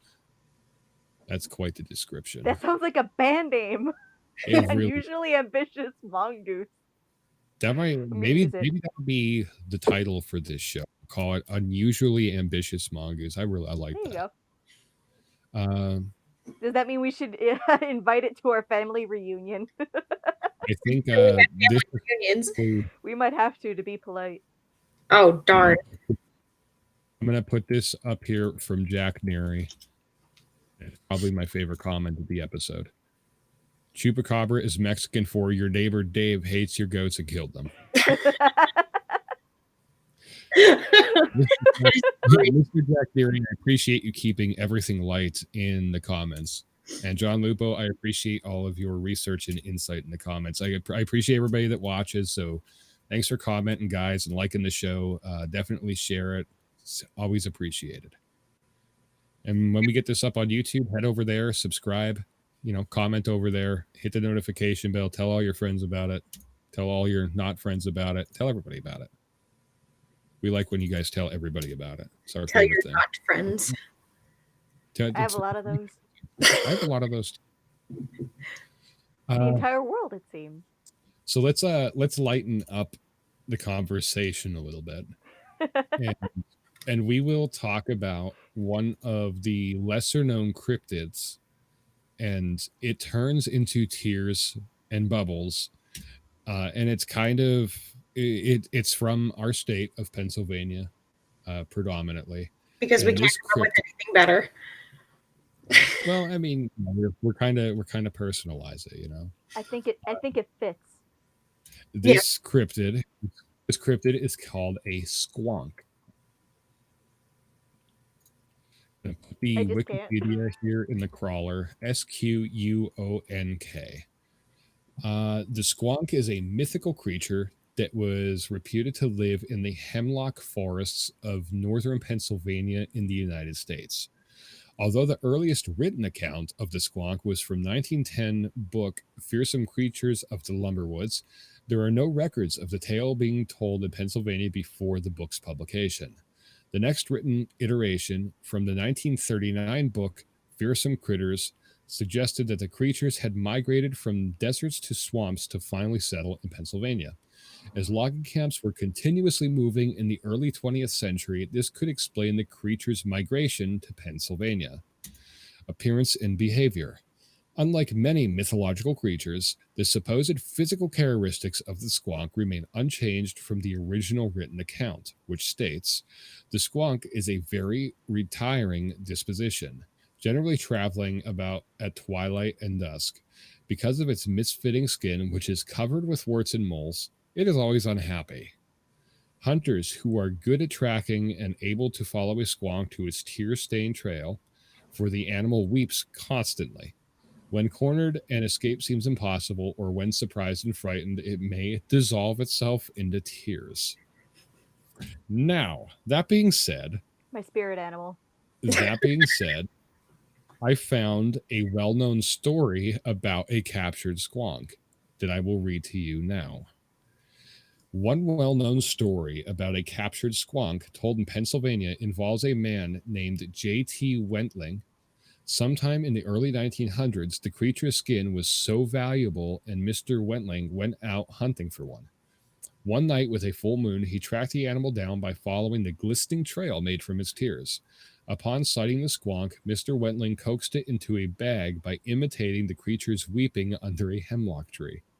While carrying his prize home, he suddenly noticed that the bag was lighter, and upon opening it, found nothing inside but tears and bubbles.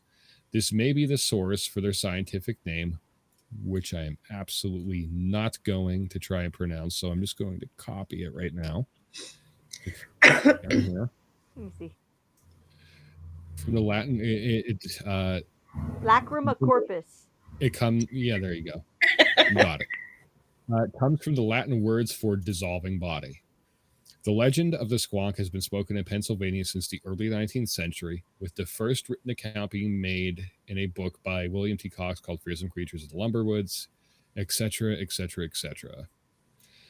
Several cryptozoologists theorized the squonk may be resulted from encounters with malformed wild boars within the time period, as there are no new accounts of the creature reported. So there hasn't been any accounts reported for a very long time. But maybe from a wild boar, a disfigured wild boar. that was crying because it was so ugly? Yeah, supposedly. I guess that means everybody needs to go out and hug their local squonk. Yes. Yeah. Never mind that comment. I'm not going there. Yeah, go hug a squonk. Go hug a squonk. Ryan, What? you're not allowed to talk about me like that. No, it was about to get a little political, and I'm not going there. I don't do politics here. Yeah, it's probably a bad idea. I'm glad I didn't follow you down that rabbit hole then, because that's exactly not where my brain went. That's good. Yeah, no.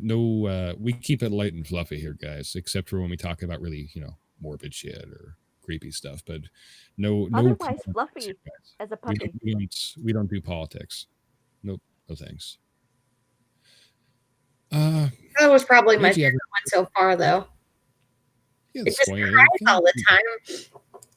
It's kind of Hey like man, come on, I'll cry with you. it's kind of like Eeyore from Winnie the Pooh. He just seems so depressed all the time. Sounds kind of cute. Midge, what else you got for us? Anything? She's looking around. Shit. The oh shit, that's me sitting right in front of you right now, put on the spot. Shit. Also known as the average shy person that is put out in the public view. How about the Bray Road dogs? Did you pull up any info on them? Yes, thank you. You're welcome. Always so helpful. Yeah. The Beast of Bray Road, or the Bray Road Beast, is a creature reported in 1936 and the 1990s on a rural road outside of Elkhorn, Wisconsin. The same label has been applied to other sightings from the southern Wisconsin and northern Illinois. Bray Road is a quiet rural road near the community of Elkhorn. The rash of claimed sightings in the late 1980s and early 1990s prompted a local newspaper, the Walworth County Week, to assign reporter Linda Godfrey to cover the story. Godfrey was initially skeptical, but later became convinced of the sincerity of the witnesses. Her series of articles later became a book titled The Beast of Bray Road, Tailing Wisconsin's Werewolf.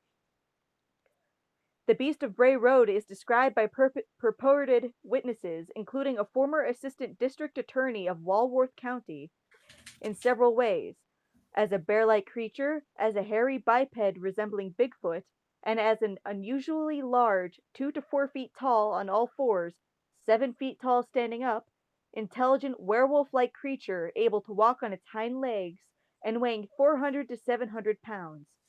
It is also said that its fur is a brown-gray color resembling a dog or bear. Several witnesses reported the beast had made contact with their vehicles, leaving long scratch marks on the doors of one vehicle and on the trunk of another vehicle, who also made contact with the creature. I mean, somebody really could have just keyed your car, but yeah, anyway. It's possible. One witness, while driving on Bray Road on a foggy night, reported hitting something crossing the road, then exited their vehicle to determine what they had hit, and reported that a large wolf-like creature with red eyes chased her back into her car, and then left claw marks in the rear passenger door. All things said, that's a pretty tame reaction to getting hit by a car. Yeah, no kidding. Sightings also have been reported during daylight hours, with several witnesses stating they observed an unusually large wolf-like creature running on all fours through cornfields. One witness stated that they observed the creature in pursuit of a deer. Unusually large animal tracks resembling coyote tracks have also been discovered in the area of Bray Road, leading many researchers into the sightings to conclude the creature is an unusually large coyote or wolf/coyote hybrid. Would they please stop using the word unusually? It's hurting me physically. Anyway, animal mutilations have also been reported in the area around Bray Road, with animal remains, including deer and livestock, partially eaten with specific organs removed from the animal carcasses. Another witness reported driving down Bray Road late one night and observed an unusually large, wolf-like creature eating an animal which had been hit by a car on the side of the road. The creature reportedly ran into the woods as the eyewitnesses approached it in their vehicle. Now here's the area for explanations, and hopefully they will have other adjectives before Hopefully. my brain melts. One can only pray. Please pray.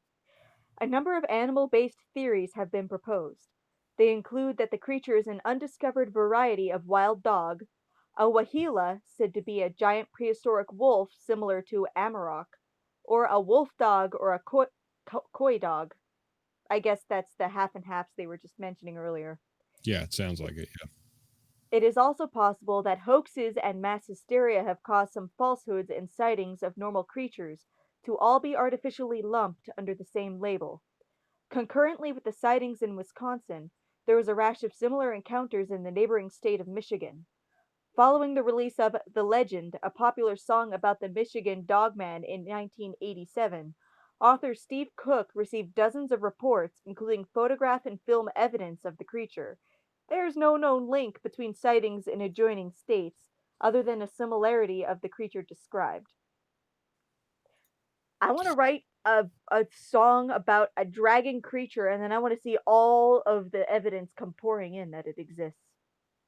Yeah, I was actually looking at the Michigan Dogman, the Wikipedia page, and kind of paging through that. The creature was unknown to most of the modern world until late in the 20th century.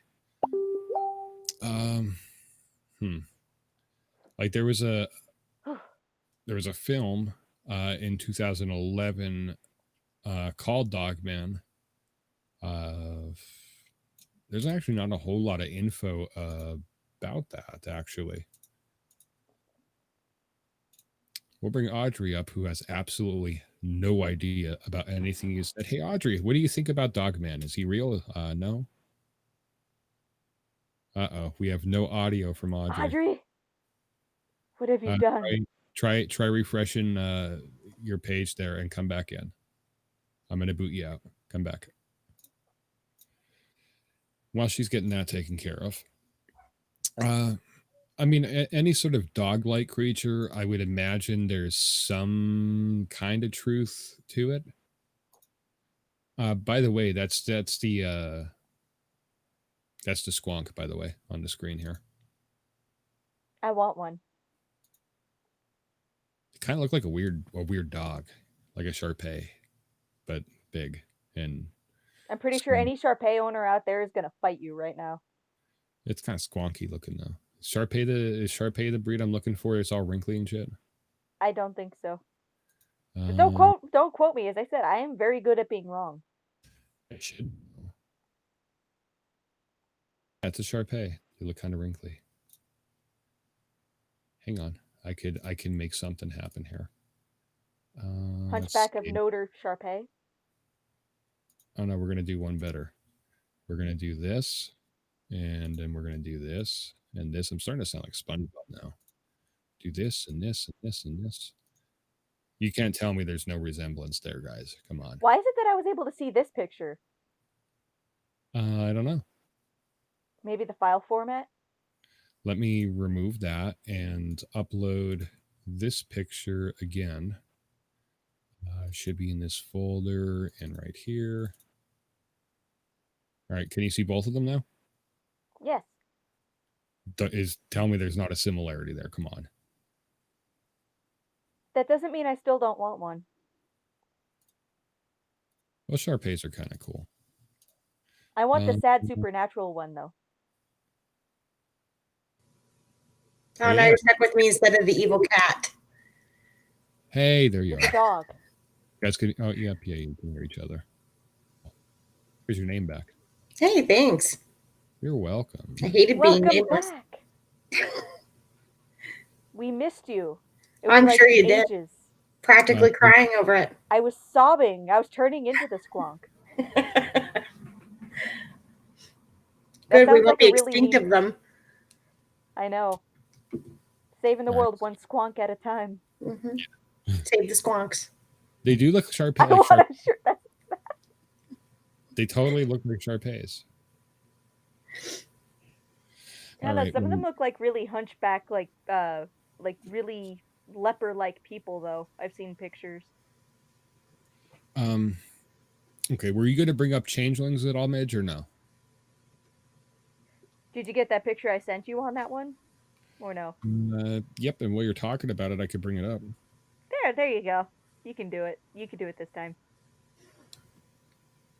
Hang on. Well, you got to wait for me now then, because I have to send it to myself first so I can get it on here and then bring the article up. So give me a minute. Oh wait, no, I'm getting this a picture. I'm not actually getting an article. You're kidding? No, I'm not. He never kids. He is always so serial, super serial. I can talk. Here, I'll even show you. That is right there is the link I get. Okay. And when I click on it, that's all I get is just a picture. All right, I'll send you the link. Of course you will. Because I'm a nice person and I don't like to see you suffer. Oh, Sometimes. no suffering whatsoever. She lies. I tell you, she lies. Okay. Let's save it. You speak too much. It runs Tell in the my family. secrets. For what it's worth, I've never actually heard of changelings, so bear with me here, guys. They're an older thing. That's why they're beyond your time technically. Jack Mary said a squonk is a Sharpei with low self-esteem.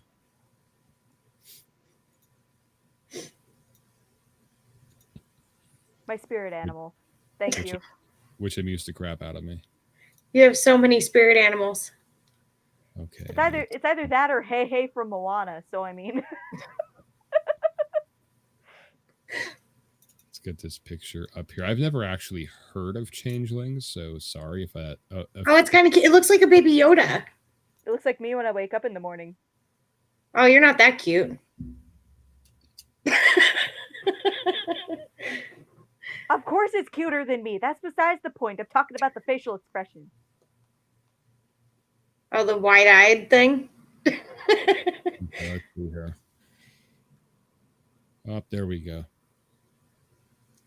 I too have claws when I first wake up. Now, let me just send this again. Let me send this to myself so I could actually put it up on the computer here. Because I don't like reading off my phone. It's too difficult. Some of us don't have a choice.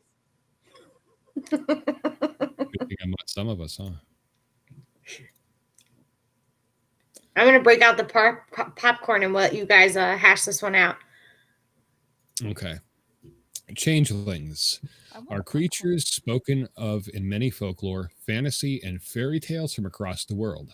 They are regarded as creatures that are placed into mortal homes by fairies or demons, who proceed to kidnap the original child of the home. What does that button do? There we go. Myths and legends. Appearance. Changelings are often said to exhibit odd behavior or have traits that are not normally found in human young, such as having extra toes. Some tales also spoke of changelings that have had, wow, I don't know how to say that Voracious. word. Voracious appetites. Thank you. You're welcome. Unnatural knowledge and imp-like traits that made them more mischievous and or disturbing to their mortal parents. Changeling children.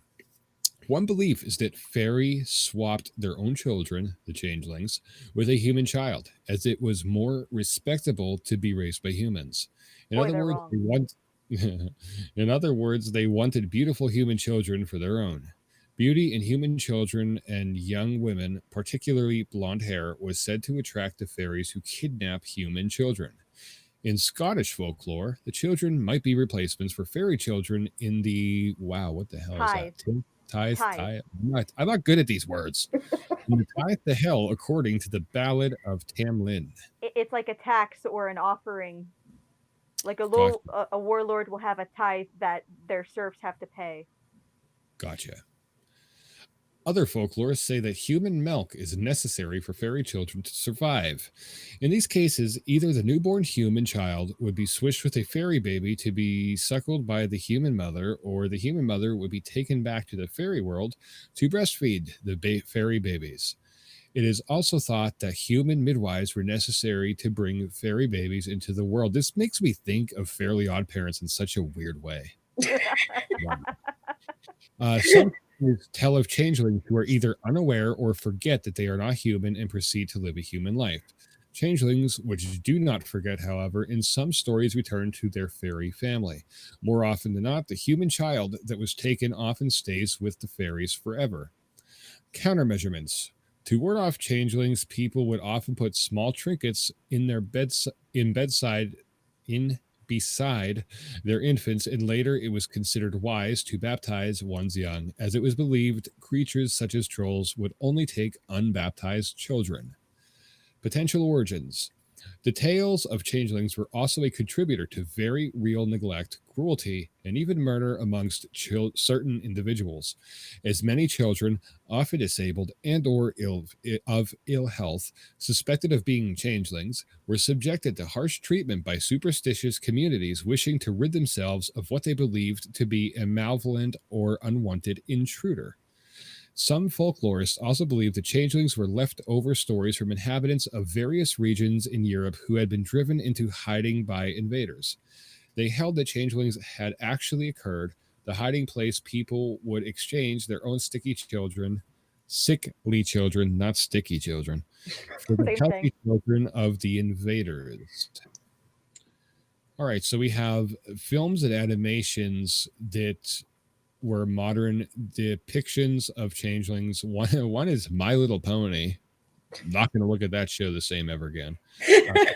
Is Magic is the name of the show, and Troll Hunters, Changelings, Troll Hunters. Let's see, we have Changeling from Merlin, Walter Strickler is a Changeling in Troll Hunters, Flying Changelings from My Little Pony, yada yada yada yada. Games. A changeling can turn into a hag riven in Pathfinder. Cool. Haven't actually heard of that game, surprisingly. But that's about what we got as far as changelings. So they're just like kind of, ugly fairies, right? That's about the scope of it. Yeah. That's what I got. Yes. Yeah, pretty much. They wanted the fairies wanted their babies to grow up beautiful and everything else, so they dropped them off and swapped them out with human babies, and then decided to keep the human babies too. That That's was also very very rude. anticlimactic. Mhm. I thought it was going to be like some sort of weird shape shifting. When I saw fairies, I'm like, all right, fairies, shape shifting fairies because of the name. But I guess the name changelings comes because they exchange their children for human children. So that's where the name comes from. I'm presuming.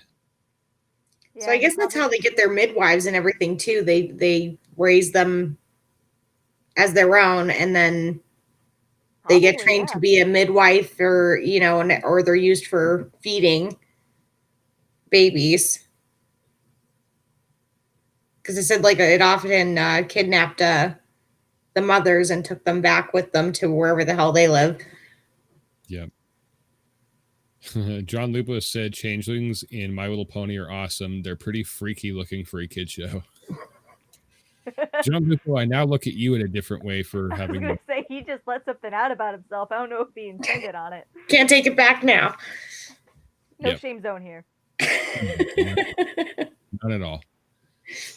So I guess on that, hell, what are we running? Almost on 2 hours, I guess. Yeah. Oh God. So we're going to shift topics here from cryptids over to a little bit about our Halloween show. Midge, if you want, you could stick around if you want to listen. If not, it's all good. Up I'm to here. you. You're here? Yes. All right. So, as most of you know, we are doing a Halloween costume contest. We kind of settled on a date because it only makes sense to do this to have the show live. It would kind of be pre-taped. It would make it a little boring. So the closest live show we have to Halloween, it's on a Saturday, would be October 24th. So we're pretty sure that's going to be our date. October 24th. Halloween is on a Saturday. It is a pre-taped weekend, but we would be able to do a live if we wanted to. But people might have plans. So we kind of settled into probably the 24th. So that's probably going to be the date where we do, we look at all the pictures, etc., etc. Audrey, would we say 3 categories? Yeah, we have 3 categories. We have scariest, hottest, and most creative. And by the way, if you're going to submit to hottest, no nudes. We don't want, that's like auto DQ there. No, don't send us, nude pictures. We don't want that. Try and keep it at least somewhat tactful.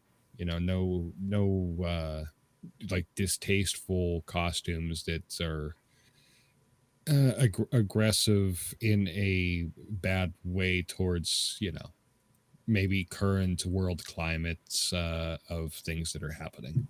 No political figures in BDSM. No, BDSM's fine as long as all your bits are covered up. Just Is that what we're calling them now? Bits. bits. Yep, your So, bits. so if we ever go in the bed together, you're gonna be like, "Hey, baby, show me your bits." Oh yeah. But be respectful. We don't really do politics here. So if skip all that. Skip the hot climate going on, in the world. Just get rid of it. No nudity. You have to be over 18. That's maybe not something that we'll do in the future once we expand a little bit and get bigger. But this year, 18 plus only. There's a lot of loopholes and things that happen with children as far as consent to be using pictures and all that. So we're gonna make it easy this year. 18 plus.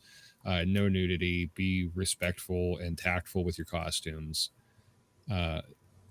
Okay, now where to send these pictures to? I have an email that's set up, which I probably should have. I'm going to put the email here in the crawler at the bottom of the screen. It is barpodcast2020@gmail.com. That's where you will submit your pictures.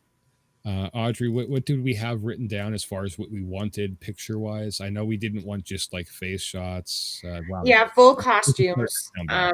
Obviously, if you have to do makeup for your costume, do that. But we don't want just selfies of your face. We want the whole costume. We want the whole deal. When you submit your picture to the email, we would need your name. And we'd obviously, just in case we have no idea what we're looking at, you dress up as a character, we have no idea who it is. We want that listed just so that, we're not completely clueless as to what's going on. Yeah. So we want your pictures, preferably, well, definitely full costume, not just putting face paint on. We want full costumes. We're going all out, guys. It's crazy. Full name, first and last name, and what you're dressing up as. Like Audrey said, just in case we are completely oblivious and unaware of what you're saying. But creative, hottest, and what was the third one? Creative, hottest, and what? Scariest, hottest, and most creative. We originally had thought about letting people be able to sign up for all 3 of the categories, but we're not going to do that. We're thinking probably 2 out of 3 of the categories you could sign up for. Now, when you send your pictures to the email, definitely, if you're going to enter in more than one category, let me know what category each of the pictures are for. That would be super helpful because I don't know. I think I should probably know what category it is based on what it is, but you know what I mean. No duplicate costumes. If you have something that's creative but also funny, you can only enter it in one, guys. You need separate costumes. So if you're entering in 2 of them, you need 2 separate costumes. The way we're going to do this, I'm not actually going to be voting on these costumes. I'm the one that's receiving all the pictures, so I'm going to know who everybody is. So to avoid any sort of bias based on that, I mean, obviously I'm going to know who some people are, based on their profile pictures and, if they don't have a costume that includes a mask or what have you. But I'm not going to put out there who anybody is when we do the show. It's just going to be the pictures of your costume and of you because you're in the costume. whatever. But we're going to be putting those on the screen. The way we're working it, we still have to kind of hash that out a little bit and smooth things over. I actually have to talk to Nancy about something, so I'm going to kind of skip how we're judging them for now. Because I meant to send Nancy a message like a week ago and never did. Nancy, I have to get with you after the show to talk about something. But yeah, I'm not going to be judging them at all. I'm just putting the pictures out there, saying what the costume is and what category it is. There will be prizes, which there's going to be one for each category, a top prize for each category.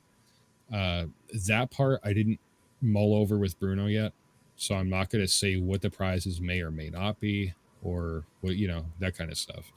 But there will be prizes, and it's not going to be like, I'm going to ship you a $2 item from a dollar store. I mean, it's not going to be $1,000 item either, but you should know that.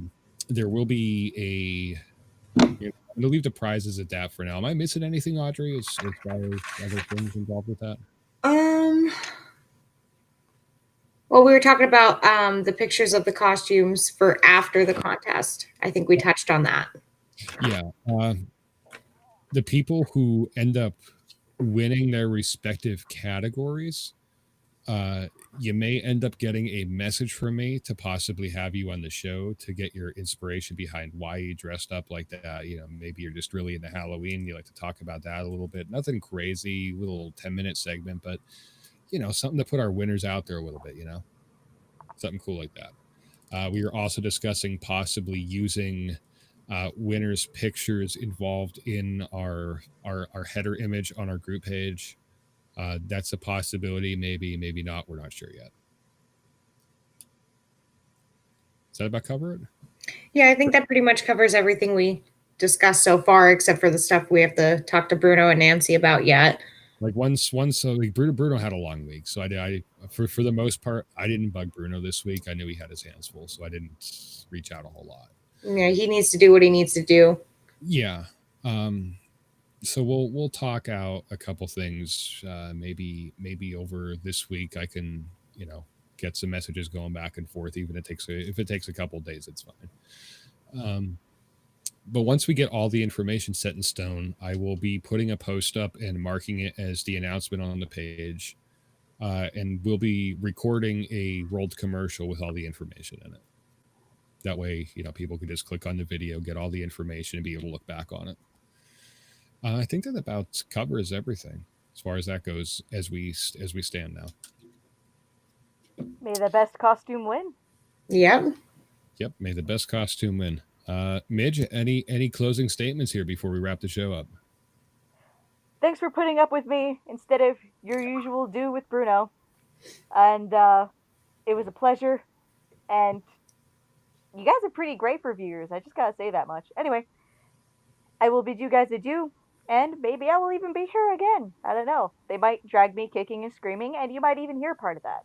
But depending on if it's pre-recorded or not, it may be cut out. Still. Oh, we wouldn't cut that out. No, that goes right in. There's a verdict. Yep. So, yeah. There you have it. It's been fun. Appreciate you coming on. Yeah, thanks, Midge. Thank you. Have a fantastic evening. I will. You too. Bye-bye. Bye-bye. Audrey, any closing things to say? Thank you for watching, and thanks for dealing with me, which Midge kind of stole some of that. Yeah, she always steals the thunder, doesn't she? She does. Well, she's my younger sister. She's supposed to. Yeah, I guess so. Well, on that, guys, I appreciate y'all watching. It's been a fun show talking about cryptids. Like I said, this is going to be on YouTube after the show once I get everything, all set. So be sure head over to our YouTube page. It's up there in the comments somewhere. There's a link to it. You can find it on our page. By the way, something I didn't mention on this show is if you don't feel if you don't have the time to watch us or you don't want to see our pretty faces, you can listen to our pretty voices instead. You can go on our Facebook page. We're on Anchor FM. I should just pull that up. I should pull that up now because I don't remember all the places we're at. We are on a lot, Yeah, there's quite a bit of places. Yeah, we're in a lot of places. Some of them I haven't even heard of. We are available on multiple platforms, one being Anchor itself. We are on Breaker, Google Podcasts, Apple Podcasts, Pocket Cast, Radio Public, Spotify. We're still waiting on approval from iHeartRadio. Could take a couple of weeks. I think it's been a couple of weeks, but hey, what are you going to do? But if you can't watch the video, you don't have time to watch the video, you're better off listening to videos. All you have to do is head over to anchor.fm /Bar Talk Podcast. And I will go ahead and link that in the chat below. So all you have to do is head over there. You'll be able to listen to our podcast on the go. You can subscribe to our podcasts on those platforms that we're on as well. Once we hit iHeartRadio, that'll be available as well. We're trying to get on as many podcasts as possible. Any podcasts, wow. As many places that host podcasts as possible. Aside from that, I mean, we're doing good here, guys. We're on a bunch of platforms. We're on YouTube, obviously. When you do head over there, because I know you will, when you do head over to YouTube, make sure you subscribe, guys, and hit the notification bell. Comment below. Share our page. Like I said, people that like us, people that don't like us, we don't care. We'll take anybody. We love everybody equally. So make sure you share the crap out of our page. It is seriously appreciated more than you guys know. Make sure you share this post here on Facebook, like, comment. We always get back to everybody as much as and as soon as possible. So on that note, guys, it's been a fun night, and we'll see you next time at the bar. Cue the music.